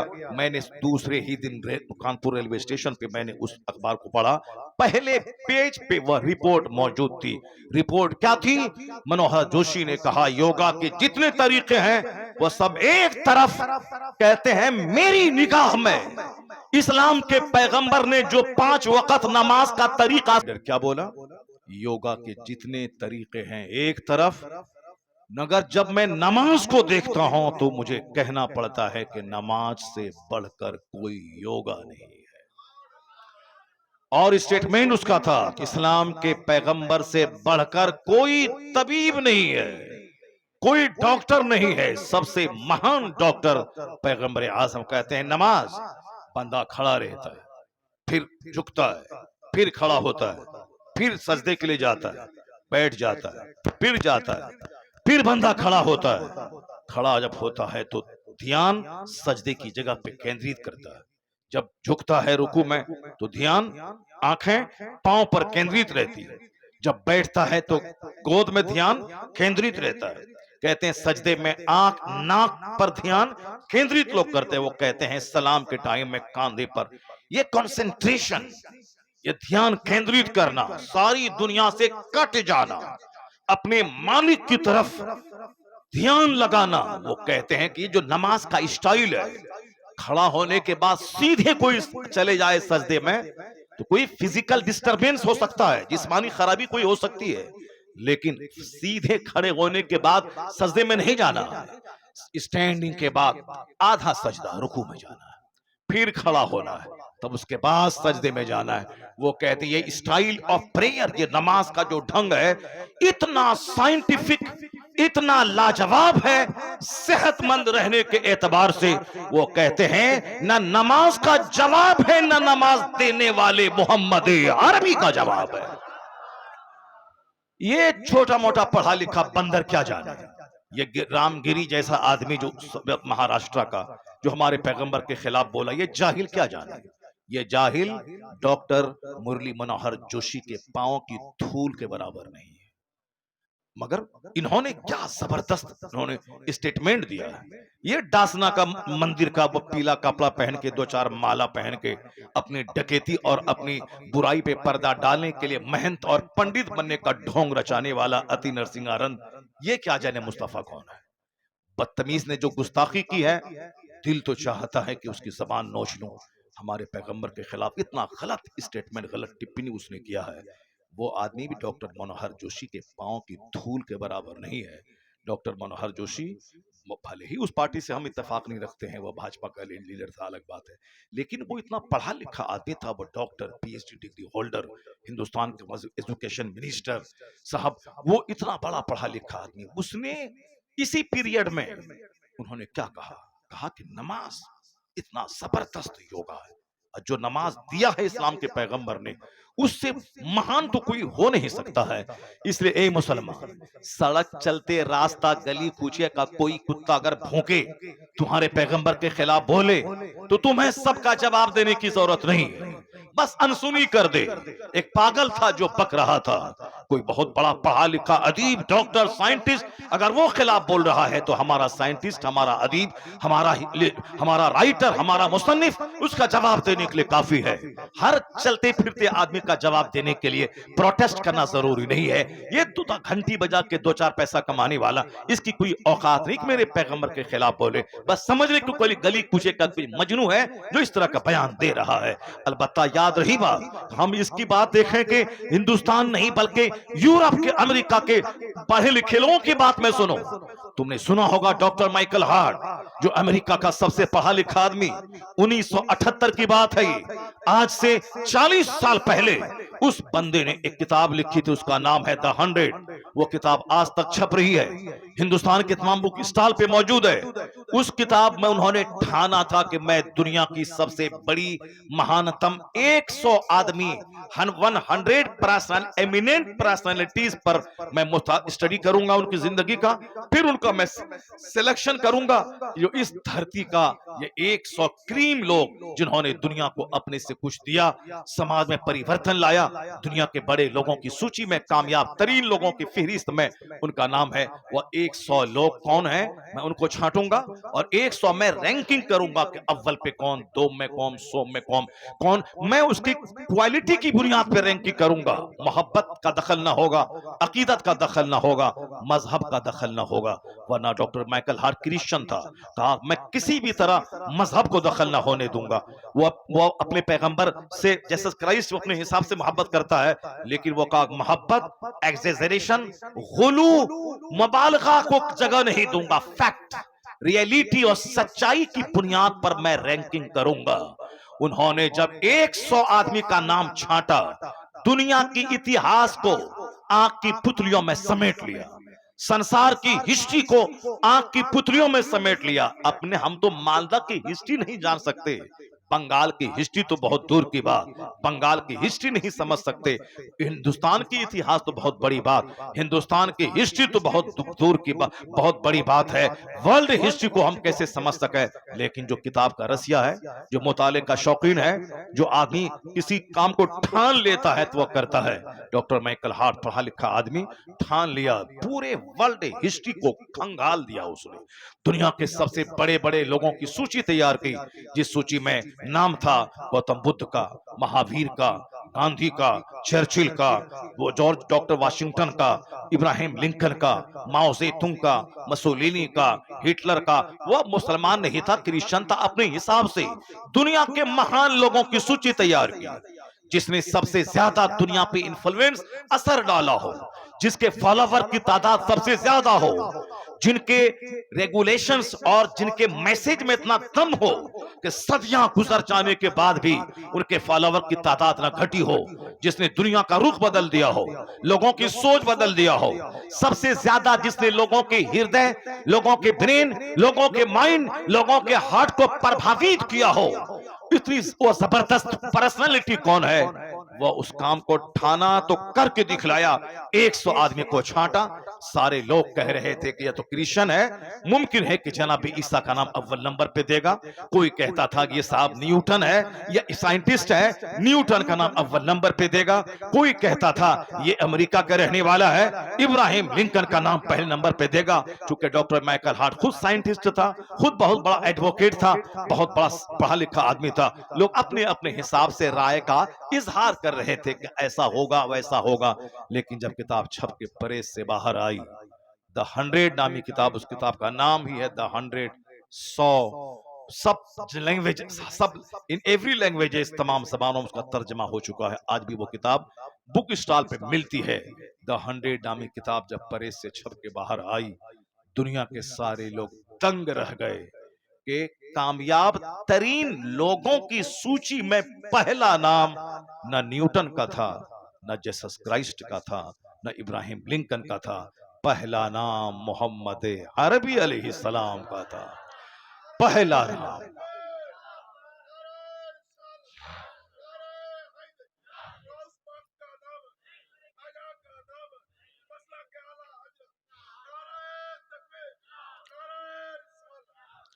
اس کتاب کو ہندوستان کی تمام بڑے بک اسٹال پہ اس کتاب موجود ہے.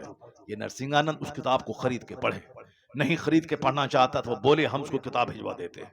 ڈاکٹر گری صاحب رام گری وہ کتاب پڑھے, وہ ان جیسے کروڑ لاکھوں لوگوں کو جو پڑھا سکتا ہے اور جس کو اس کی دھوم ساری دنیا میں اس کی صلاحیت کی ہے. ان لوگوں نے کیا ہمارے پیغمبر کے بارے میں لکھا, انہوں نے کہا کیا لکھا انہوں نے, He was the only man in history who was supremely successful on both levels, religious and secular. وہ کہتے ہیں کہ ہیومن ہسٹری کا وہ اکلوتا آدمی تھا محمد عربی علیہ السلام جو سیاست اور مذہب دونوں سطح پر سب سے زیادہ کامیاب ترین شخص ہوا.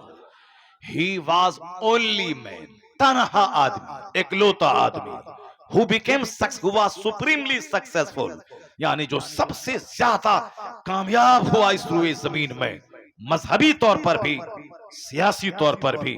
ایک ایسی گورنمنٹ دنیا کو دی جس گورنمنٹ میں امیر غریب کالے گورے سب کو سمان ادھیکار دیا, سبوں کی رائے سے حکومت چلے گی. اپنی حکومت نہیں چلائی جائے گی بلکہ بندوں پر, بندوں کے خالق کی حکومت چلے, کہ قانون کی حکومت چلے گی, جس کو عام طور پر اپنی زبان میں لوگ اپنے حساب سے ڈیموکریسی کہتے ہیں. وہ کہتے ہیں جمہوریت, پرجا تنتر, جہاں کالے گورے کا فرق مٹ جائے, سارے امیر غریب سب برابر ہوں, سب کو سمان ادھیکار ملے. وہ کہتے ہیں یہ قانون اگر کسی نے نافذ کیا ہے دنیا میں تو اس کا نام محمد عربی علیہ السلام ہے. وہ اکلوتا آدمی ہے جو سائنٹیفک, جو سائنس, جو مذہبی طور پر اور سیاسی طور پر کامیاب ہوئے ہیں. یہ اس نے کہا. اور معلوم ہے ہندوستان کے ایک ہندو لیڈر ڈاکٹر سروجنی نائیڈو وہ کیا کہتی ہے, وہ کہتی ہیں I have been struck over again and again to see this indivisible unity of Islam.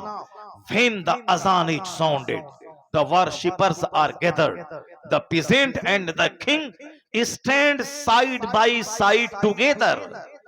The best embodiment of democracy can be seen 5 times a day in the mosque.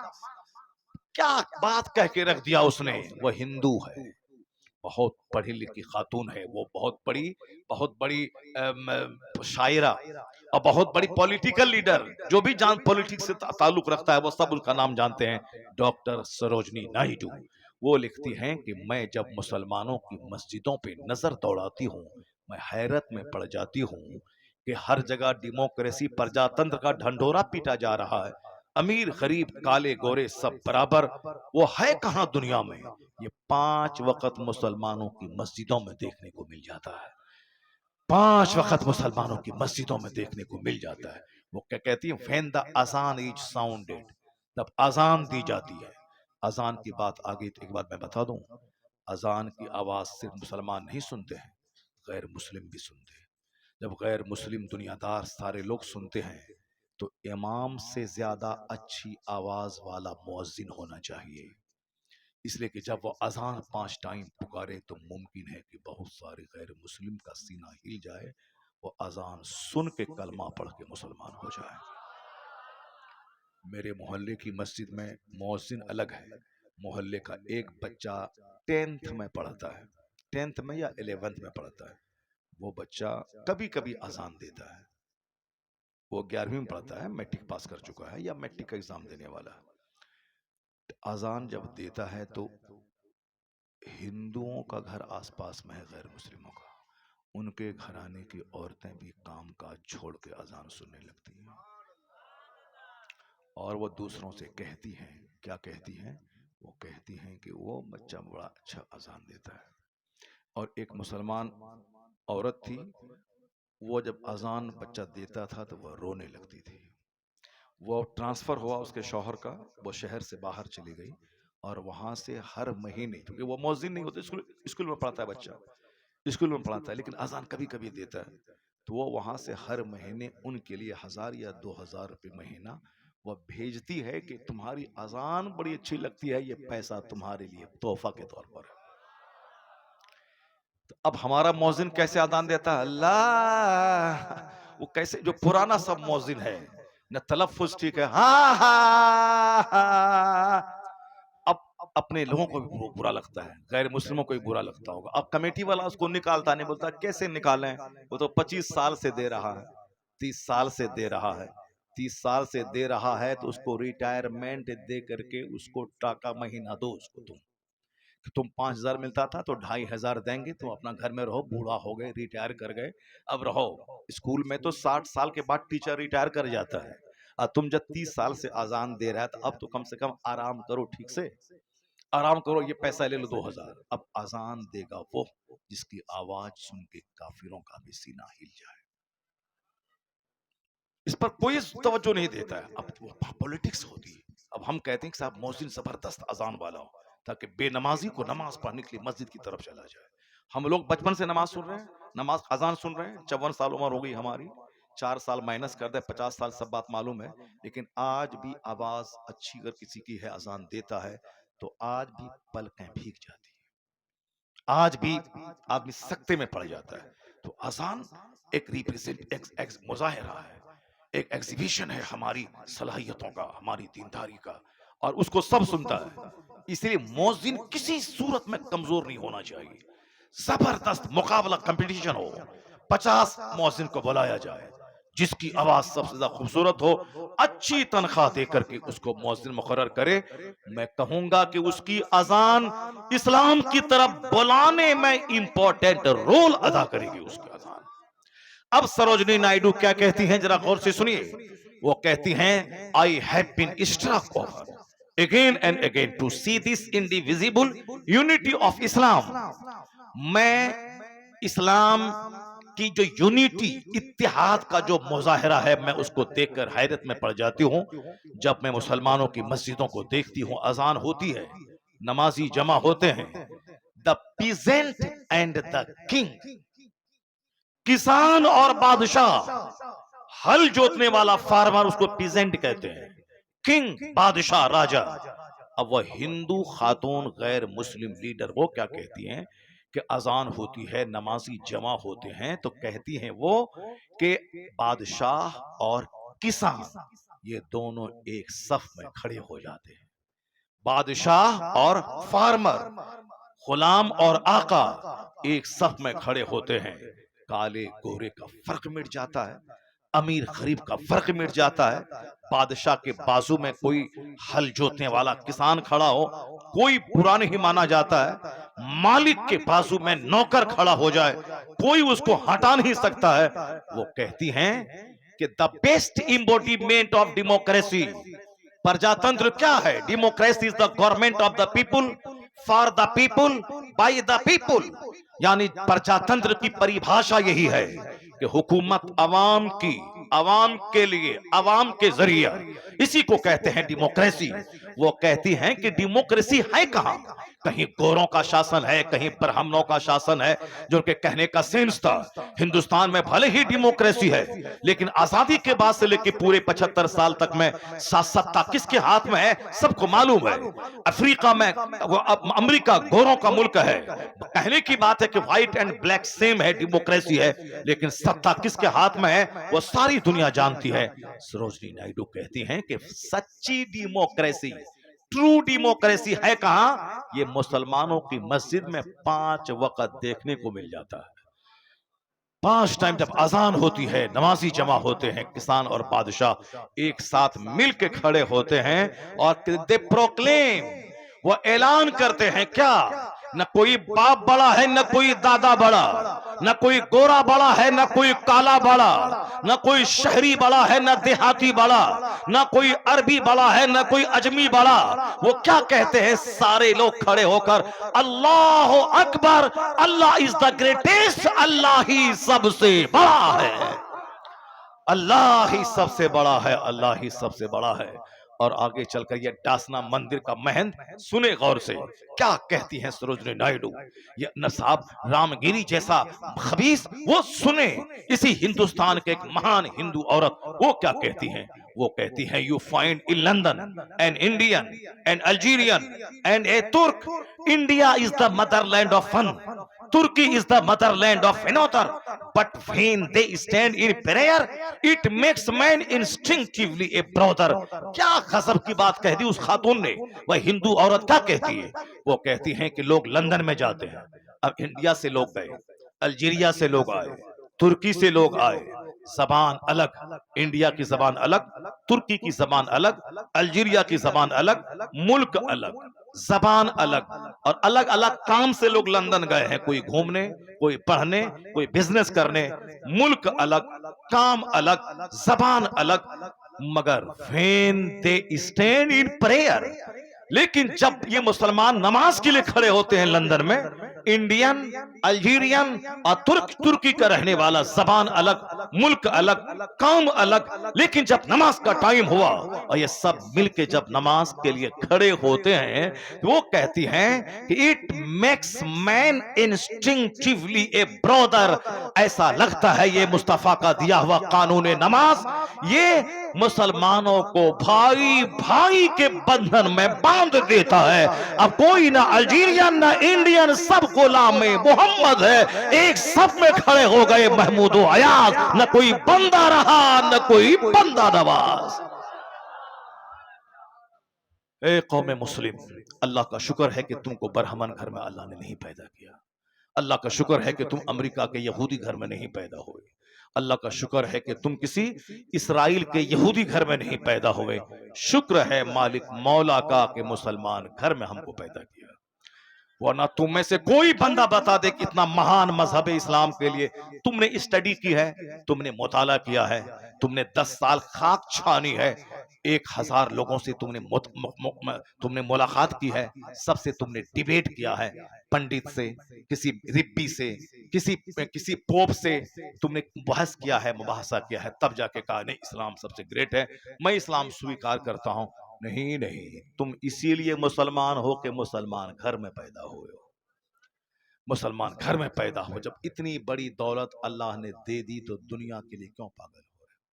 تم چاہتے ہو کہ امریکہ کا کھرب پتی اپنی ساری فیکٹری تم کو دے دے اور تم اپنا ایمان بیچ کر کے ان کے گھر کے بت کو تو سجدہ کرنے لگو؟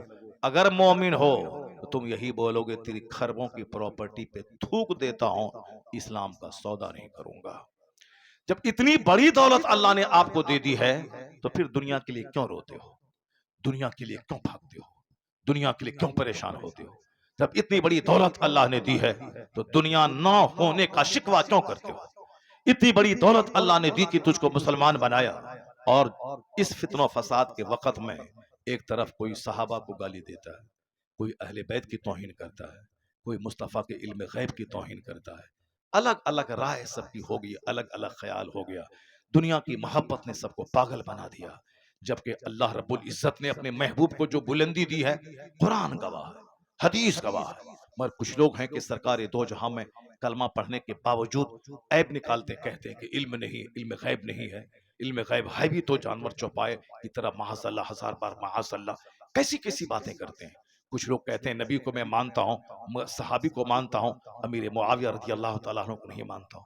کچھ لوگ کہتے ہیں کہ امام حسین بادشاہت کے لیے میدان کربلا گئے تھے اور جنگ کی اور وہاں شہید ہو گئے۔ وہاں اب کیوں گئے تھے وہ جب بڑے بڑے صحابہ مکے میں موجود تھے؟ کیوں؟ اپنی عقل لڑاتے ہیں۔ کچھ لوگ صحابہ کی محبت میں اہل بیت کے گستاخ ہو گئے، کچھ لوگ اہل بیت کی محبت میں صحابہ کی گستاخ ہو گئے، کچھ لوگ بچے تو آگے جا کے امام اعظم کی توہین کر کے گستاخ ہو گئے، کچھ لوگ بچے تو آگے جا کے غوث اعظم کی توہین کر کے گستاخ ہو گئے، کچھ لوگ بچے تو غریب نواز کی شان گھٹانے لگے۔ یعنی الگ الگ رائے، اپنی اپنی رائے لگانے لگے۔ بیٹھے بیٹھے کچھ نہیں کرنا تو کھینی گٹکا کھانا ہے، تکیہ لگا کے بیٹھنا ہے اور اپنے دماغ کے حساب سے سوچنا اور سمجھنا ہے، یہ ہو گیا تو وہ ہو گیا۔ ارے حضور نے کہا کہ صحابہ کی عزت کرو، میرے صحابہ ستارے کی طرح ہیں، جس کی تو پیروی کرے گا ہدایت پا جائے گا۔ بلائنڈلی آنکھ بند کر کے مان لے سارے صحابہ حق پہ ہیں، سارے صحابہ جنتی ہیں، اب کسی ایک کی تخصیص کیوں کرتا ہے؟ امیر معاویہ رضی اللہ تعالیٰ عنہ کے خلاف زبان کیوں کھولتا ہے؟ اب انہوں نے مصطفیٰ کے صحابی ہیں، اللہ نے بخش دیا ہے، مصطفیٰ نے کہا کہ وہ ہدایت یافتہ ہیں، وہ نور ہیں، ستارے کی مانند ہیں، تو مان لینے اپنی عقل کو وہاں مت لڑا۔ لیکن عقل لڑا کے کوئی نبی کی توہین کر کے کافر ہو گیا، کوئی صحابہ کی توہین کر کے راستے سے بھٹک گیا، کوئی اہل بیت کو گالی دے کے راستے سے بھٹک گیا، کوئی امام اعظم کی توہین کر کے بھٹک رہا ہے۔ اس فتنہ و فساد کے وقت میں اگر تم ایران کے یہود رافضی گھر میں پیدا ہو گئے ہوتے، پانی پی پی کے صدیق عمر عثمان رضی اللہ عنہم اجمعین کو گالی دیتے۔ اللہ کا شکر ہے رافضی گھر میں نہیں، سنی گھر میں اللہ نے پیدا کیا۔ تم نے ریسرچ نہیں کیا کہ وہابیت ٹھیک ہے، سنیت ٹھیک ہے کہ قادیانیت ٹھیک ہے۔ کون جو بہت سارے لوگ کہتے ہیں قادیانی کافر ہے، وہ مطالعہ ہی نہیں کیا، بس مولانا صاحب کہتے ہیں تو وہ بھی کہہ رہا ہے، اعلیٰ حضرت نے کہا تو وہ کہہ رہے۔ مولانا لوگ جو مولوی صاحب لوگ میرے جیسے بہت سارے مولوی ہیں جو ان کی کتابوں کو نہیں پڑھا، بس کہہ دیا اعلیٰ حضرت کافر ہے، وہاں آنکھ بند کر کے، مطالعہ نہیں کیا ہے۔ لیکن اگر یہ قادیانی گھر میں پیدا ہو گیا ہوتا، یہ بھی ساری زندگی نبوت کا اعلان کرنے والے غلام احمد کو نبی مانتا، اور پھر سنی مسلمانوں کو وہ کم پڑھا لکھا اور غریب اور پست کہتا۔ مگر ہم لوگ آج اگر ٹناٹن سنی ہیں تو ہمارا کوئی رول نہیں ہے، بس رول کس کا ہے؟ فضل الہی کا ہے کہ ہمیں رافضی فیملی میں نہیں، سنی فیملی میں پیدا کیا ہے۔ اب بھی تو مان لے کہ تجھ سے بڑا دھنوان کوئی نہیں ہے، تجھ سے بڑا مالدار کوئی نہیں ہے، تجھ سے بڑا مالدار کوئی نہیں ہے۔ اس نعمت کا تو شکر ادا کر کہ کھرب پتی رافضی ہے اور ہم غریب سنی ہیں، کھرب پتی کافر ہے، ہم غریب مسلمان ہیں۔ اس کا تو شکر ادا کر، اس کا تو شکر یہ ادا کر کے رات بھر سجدہ کر کے شکر ادا کرے گا تو بھی اس نعمت کا شکر ادا نہ ہو پائے گا۔ چونکہ ایک کافر چاہے دنیا میں 50 گھر بنا لے، 50 ٹن سونا خرید لے، مرنے کے بعد جب وہ جائے گا قیامت میں، وہاں دائمی طور پر آگ اس کا مقدر ہے، وہاں کچھ کام نہیں آئے گا، خربوں سال آگ میں جلتا رہے گا۔ اور مسلمان اگر یہ دنیا میں کرائے کے گھر میں رہا، فوٹ پاتھ پہ سوتا رہا، غریب رہا، لیکن ایمان سلامت رہا کہ اللہ ایک ہے، مصطفیٰ میرے سردار ہیں، قرآن حق ہے، قیامت حق ہے، آخرت حق ہے، نماز روزے حج و زکوٰۃ حق ہے، یعنی کہیں بھی کسی بھی طرح سے اسلام کی توہین نہ کرے، پیغمبر اعظم کی توہین نہ کرے، اور اسی حالت میں مر جائے تو دنیا میں 70 سال 70 منٹ کے برابر نہیں ہے، 80 سال 80 سیکنڈ کے برابر نہیں ہے۔ جتنے لوگ یہاں بیٹھے ہیں پیدا ہوئے پرسوں، کل جوان ہوئے، آج بوڑھے ہو گئے، ہمارا یہ 55 سال کیسا لگ رہا ہے؟ ویسا لگتا ہے جیسے پرسوں پیدا ہوئے، کل پڑھے لکھے، اور آج داڑھی کے بال سفید ہو گئے۔ وقت گزرنے میں دیر لگتا ہے، the time flies، یہ وقت اڑ رہا ہے۔ ابھی عید کی نماز ہم لوگوں نے پڑھی، اب آنے والے عید کی تیاری شروع ہے، 2 مہینے کے بعد رمضان ہے۔ اب ہم لوگوں نے پروگرام لکھا، جب اب آگے دسمبر، جنوری، فروری کے لاسٹ 26 تاریخ تک پروگرام بک ہے۔ اب 1 مارچ سے رمضان شروع ہے۔ اب مدینہ جانے کی تیاری کیجئے، رمضان میں حافظوں سے بات کیجئے۔ اب ختم ہو گیا، یعنی ابھی عید کی نماز سے فارغ ہوئے ہیں، ابھی عید آ رہی ہے۔ قیامت کی نشانی ہے کہ وقت بڑی تیزی سے گزرے گا، سال 1 مہینے کی طرح لگے گا، مہینہ ہفتے کے برابر لگے گا، ہفتہ 1 دن کے برابر لگے گا، اور 1 دن جیسے کوئی آگ چنگاری بھڑکی اور بجھ گئی، ابھی صبح ابھی شام، یہ قیامت کی نشانی ہے کہ وقت بڑی تیزی سے گزرے گا، یہ نشانی آ گئی ہے، کب مر جائیں گے کہنا مشکل ہے۔ اب اللہ رب العزت کا شکر ادا کرے کہ یہ دنیا میں غریب رہیں، محتاج رہیں، اگرچہ محتاج رہنے اسلام پیغام نہیں دیتا۔ زکوٰۃ کا قانون ہے کہ کماؤ 1 لاکھ، سال میں 2500 اللہ کی راہ میں اپنے غریب بھائی کو دے دے۔ کماؤ 1 کروڑ، 1 کروڑ مال تیرا پاک رہے گا، تم صرف 2.5 لاکھ، 100 لاکھ تیرا، 100 لاکھ میں 98,50,50,000 تیرا، اور 2.5 لاکھ تیری غریب بہن، تیرے غریب بھائی، تیرے غریب پڑوسی، تیرے غریب رشتہ دار۔ اللہ رب العزت کے نام پہ زکوٰۃ کے قانون پر عمل کرتے ہوئے اپنے غریب بھائی بہن کو دے دے، مال بھی بڑھے گا، وہاں جنت بھی ملے گی۔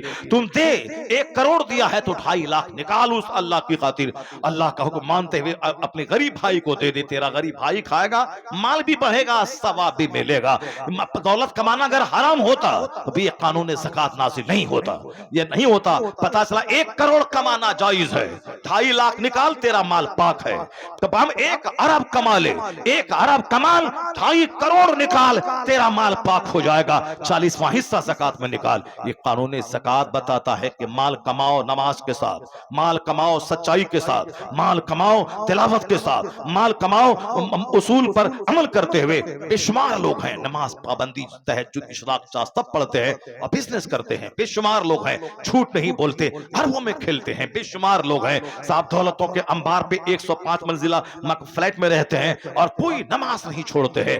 اللہ نے دولت دی ہے، کڑاکے کی سردی میں گیزر آن کیا، گرم پانی سے نہایا، فجر کی نماز پڑھنے چلا گیا۔ اللہ نے پیسہ دیا ہے، گھر میں اے سی لگائی اور چلچلاتی گرمی میں ظہر کی نماز اے سی چلا کے آرام سے مسجد میں پڑھ رہا ہے۔ اللہ نے جب مال دیا ہے لگاؤ مسجد میں اے سی، اللہ نے مال دیا ہے لگاؤ گھر میں اے سی، اللہ نے مال دیا ہے لگاؤ اپنے باتھ روم میں گیزر، تاکہ کوئی فجر قضا نہ ہونے پائے، کوئی ظہر قضا نہ ہونے پائے۔ جاڑے کے موسم میں گرمی کا مزہ لے، گرمی کے موسم میں ٹھنڈے پانی کا مزہ لے۔ اگر پیسہ نہیں رہے گا تو گیزر کہاں سے خریدے گا؟ پیسہ نہیں رہے گا تو اے سی کہاں سے لگائے گا؟ پیسہ نہیں رہے گا تو اپنے گھر میں ہیٹر کہاں سے لگائے گا؟ اس لیے مال کما، زکوٰۃ نکال، نماز 5 جگہ نہ پڑھ، یہاں بھی آرام سے رہ، اور جب مرے گا تو مصطفیٰ کی جنت میں آرام سے چلا جائے گا۔ اور اگر دنیا میں نہیں پڑھے گا، نہیں لکھے گا، نہیں محنت کرے گا، نہیں مشقت کرے گا، بھاگ دوڑ نہیں کرے گا، تو دوسروں کے سامنے ہاتھ پھیلا کے بھکاری رہے گا، سب ڈھکے گا، پاؤں کھلے گا، پاؤں کھلے گا، سر ڈھکے گا، مکان بنائے گا تو پلاسٹر نہیں کر پائے گا، پلاسٹر کرے گا تو بینک کا قرضہ لے گا، اگر بینک کا قرضہ لیا تو گاڑی کیسے لے گا، اگر کھانا کھائے گا صبح تو شام کیسے کھائے گا، بچوں کو کیسے پڑھائے گا، رشتہ دار گھر میں شادی ہوگی تو قرضہ لے کر کے ان کو کپڑا لے کے ان کی شادی میں جائے گا۔ پیسہ نہیں رہے گا تو رشتہ دار کا تانا سنے گا، پیسہ نہیں رہے گا تو سماج میں غریبی کا تانا دے کے تجھ کو لوگ عزت کریں گے۔ اس لیے دنیا میں پیسہ کما، عزت سے رہ۔ پیسہ کمانے کا مطلب خوب محنت سے پڑھ، نوکری لڑائی کر کے لے لے، 18 گھنٹے پڑھ، 15 گھنٹے پڑھ، 12 گھنٹے پڑھ، اپنے اور پڑھتا رہ، نوکری لڑ کے لے لے، ڈی ایم بن، آپ آفیسر بن، پروفیسر بن، بلاک ڈیولپمنٹ آفیسر بن، محدث بن، فقیہ بن، معلم بن، خطیب بن، رائٹر بن۔ اگر کاشتکار ہے تو پھر نماز روزے کے سائے میں اچھی کھیتی باڑی کر، محنت کر، 1 سال میں 5 فصلیں اگا، بزنس کر، اچھی بزنس کر، نماز کے ساتھ، فجر پڑھ کے جا دکان میں، ظہر پڑھ کے جا دکان میں، آندھی طوفان آئے دکان کھول، بزنس کر، کھیتی باڑی کر، کام سیکھ لے، ہنر سکھا دے، نوکری کر، اعلیٰ تعلیم دلا، تاکہ دنیا میں زکوٰۃ نکال، صدقہ فطر نکال، قربانی کر، غریبوں مسکینوں کا علاج کروا، دوسروں غریبوں کی مدد کر، مسجد میں دے، مدرسہ میں دے، یہاں بھی خوشحال رہ۔ اب دکان جائے گا تو روزی ملے گی، اب مسجد جائے گا تو مرنے کے بعد جنت ملے گی۔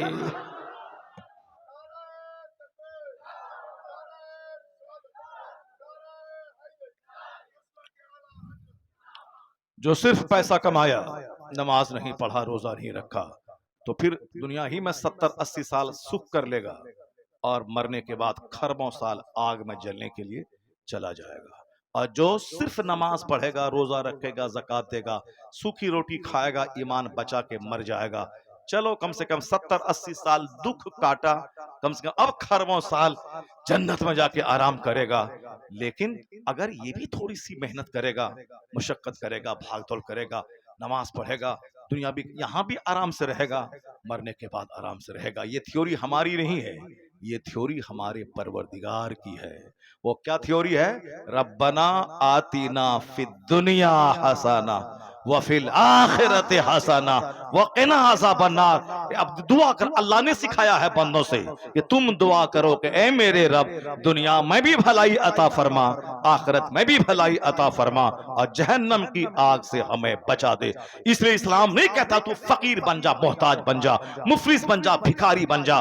نہیں، اسلام کا قانون زکوٰۃ ہمیں مالدار بننے کی تعلیم دیتا ہے. اسلام کا قانون صدقات فطر ہمیں مالدار بننے کی تعلیم دیتا ہے. صدقہ فطر اس پر واجب ہے جو صاحب نصاب ہو، زکوٰۃ اس پر فرض ہے جو صاحب مال ہو، حج اس پر فرض ہے جو صاحب استطاعت ہو. پیسہ رہے گا 5 لاکھ تب نہ بندہ حج کو جائے گا، ورنہ حج کے تڑپتا رہے گا یا دوسروں کے سامنے بھیک مانگتا رہے گا کہ آپ پیسہ دیجئے ہم مدینہ جائیں گے، سیٹ صاحب پیسہ دیجئے ہم مدینہ جائیں گے. میں کہتا ہوں کیوں بھیک مانگ کے مدینہ جاتا ہے؟ بھیک مانگنا خود حرام ہے، حج کے لیے سوال کرنا یہ بھی حرام ہے. کیوں مانگتا؟ حج فرض نہیں ہے تو حج کی تمنا دماغ میں مت پال. نماز 5 جگانہ فرض ہے، 5 ٹائم پڑھ، نماز پڑھ، یہ حج سے بڑا فرض ہے نماز 5 جگانہ. نماز پڑھتا نہیں ہے، ہم مدینہ جائیں گے مدینہ جائیں گے، یہ دماغ میں تمنا پالے ہوا ہے. نماز پڑھ پہلے، اور ہر نماز فرض ہے، تم پر حج فرض نہیں ہے. تو جو فرض ہے وہ کرتا نہیں ہے، جو فرض نہیں ہے اس کے لیے بے چین ہو رہا ہے. اس کا مطلب ہے کہ یہ تمنا شیطانی تمنا ہے کہ فرض جو ہے وہ ادا کرتا نہیں ہے، جو فرض نہیں ہے اس کے لیے بے چین ہو رہا ہے.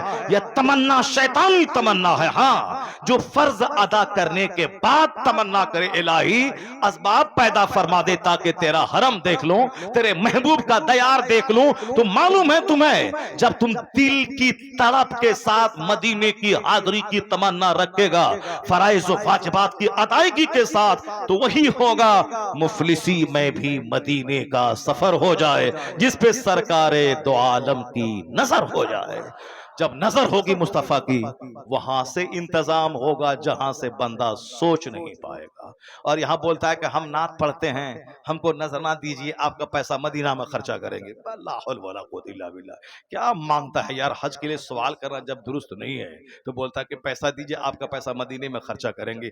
اس قدر گر گئے، ایسے ضمیر فروشی والا کام کرنے لگے. کیوں ایسا کرتا ہے؟ مدینہ جانا جاؤ، یہ بولو کہ اگر اللہ دعا کیجئے کہ میں مدینہ چلا جاؤں، اور مدینہ چلا گیا تو ہم آپ کے لیے دعا کریں گے. یہ کہنا چاہیے کہ نہ کہ بولتا ٹاکا دیجئے، آپ کا ٹاکا مدینہ میں خرچہ کریں گے. جب سوال کرنا ہی حرام ہے تو کیوں سوال کر رہا؟ آپ ٹاکا دیجئے، آپ کا ٹاکا ہم مدینے میں خرچہ کریں. یعنی گناہ کرتے کرتے آدمی ڈھیٹ اور دلیر ہو جاتا ہے. حضرت میں نے آج ہی ایک قول پڑھا، ایک بہت بڑے بزرگ کا قول آج میں نے پڑھا ہے، جو آدمی فرائض کا، سنتوں کا ترک کرنے والا ہوتا ہے. ارے چلو یہ سنت ہے چھوڑ دیتے ہیں، فرض ادا کر لیتے ہیں. جو سنتوں کو چھوڑنے کا عادی ہوتا ہے وہ دھیرے دھیرے فرض بھی چھوڑنے لگتا ہے، اور جو فرض چھوڑتا ہے وہ دھیرے دھیرے شریعت کو حقیر سمجھنے لگتا ہے. نہیں، نماز روزہ پڑھنا کوئی ضروری نہیں ہے. اور جو شریعت کو حقیر سمجھتا ہے وہ دھیرے دھیرے کفر کی طرف چلا جاتا ہے، دھیرے دھیرے کفر کی طرف چلا جاتا ہے. جو نوافل کا، سنتوں کا اہتمام کرتا ہے وہ فرض کا اہتمام کتنا زیادہ کرے گا. اور جو فرض پر عمل کرے گا، نماز روزے حج و زکوٰۃ پہ، وہ شریعت کو کس قدر اہمیت سمجھے گا. اور جو اسلام میں ڈوب کے محبت کرے گا وہ کفر کی طرف جانے میں ایسا ہی سمجھے گا جیسے وہ آگ کی طرف بڑھ رہا ہو. یہ اسلام کا مزہ وہ چکھ لیتا ہے.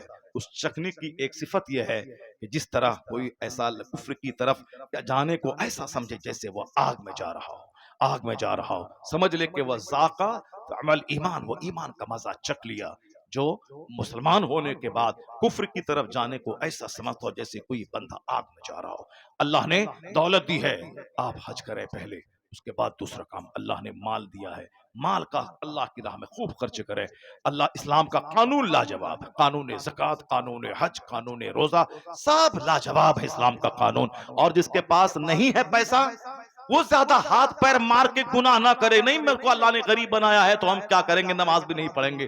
اگر ایسا ہوا تو دنیا میں بھی جانور کی زندگی گزارے گا. وہ پیسے کو ترستا رہا، مرنے کے بعد آگ میں گیا.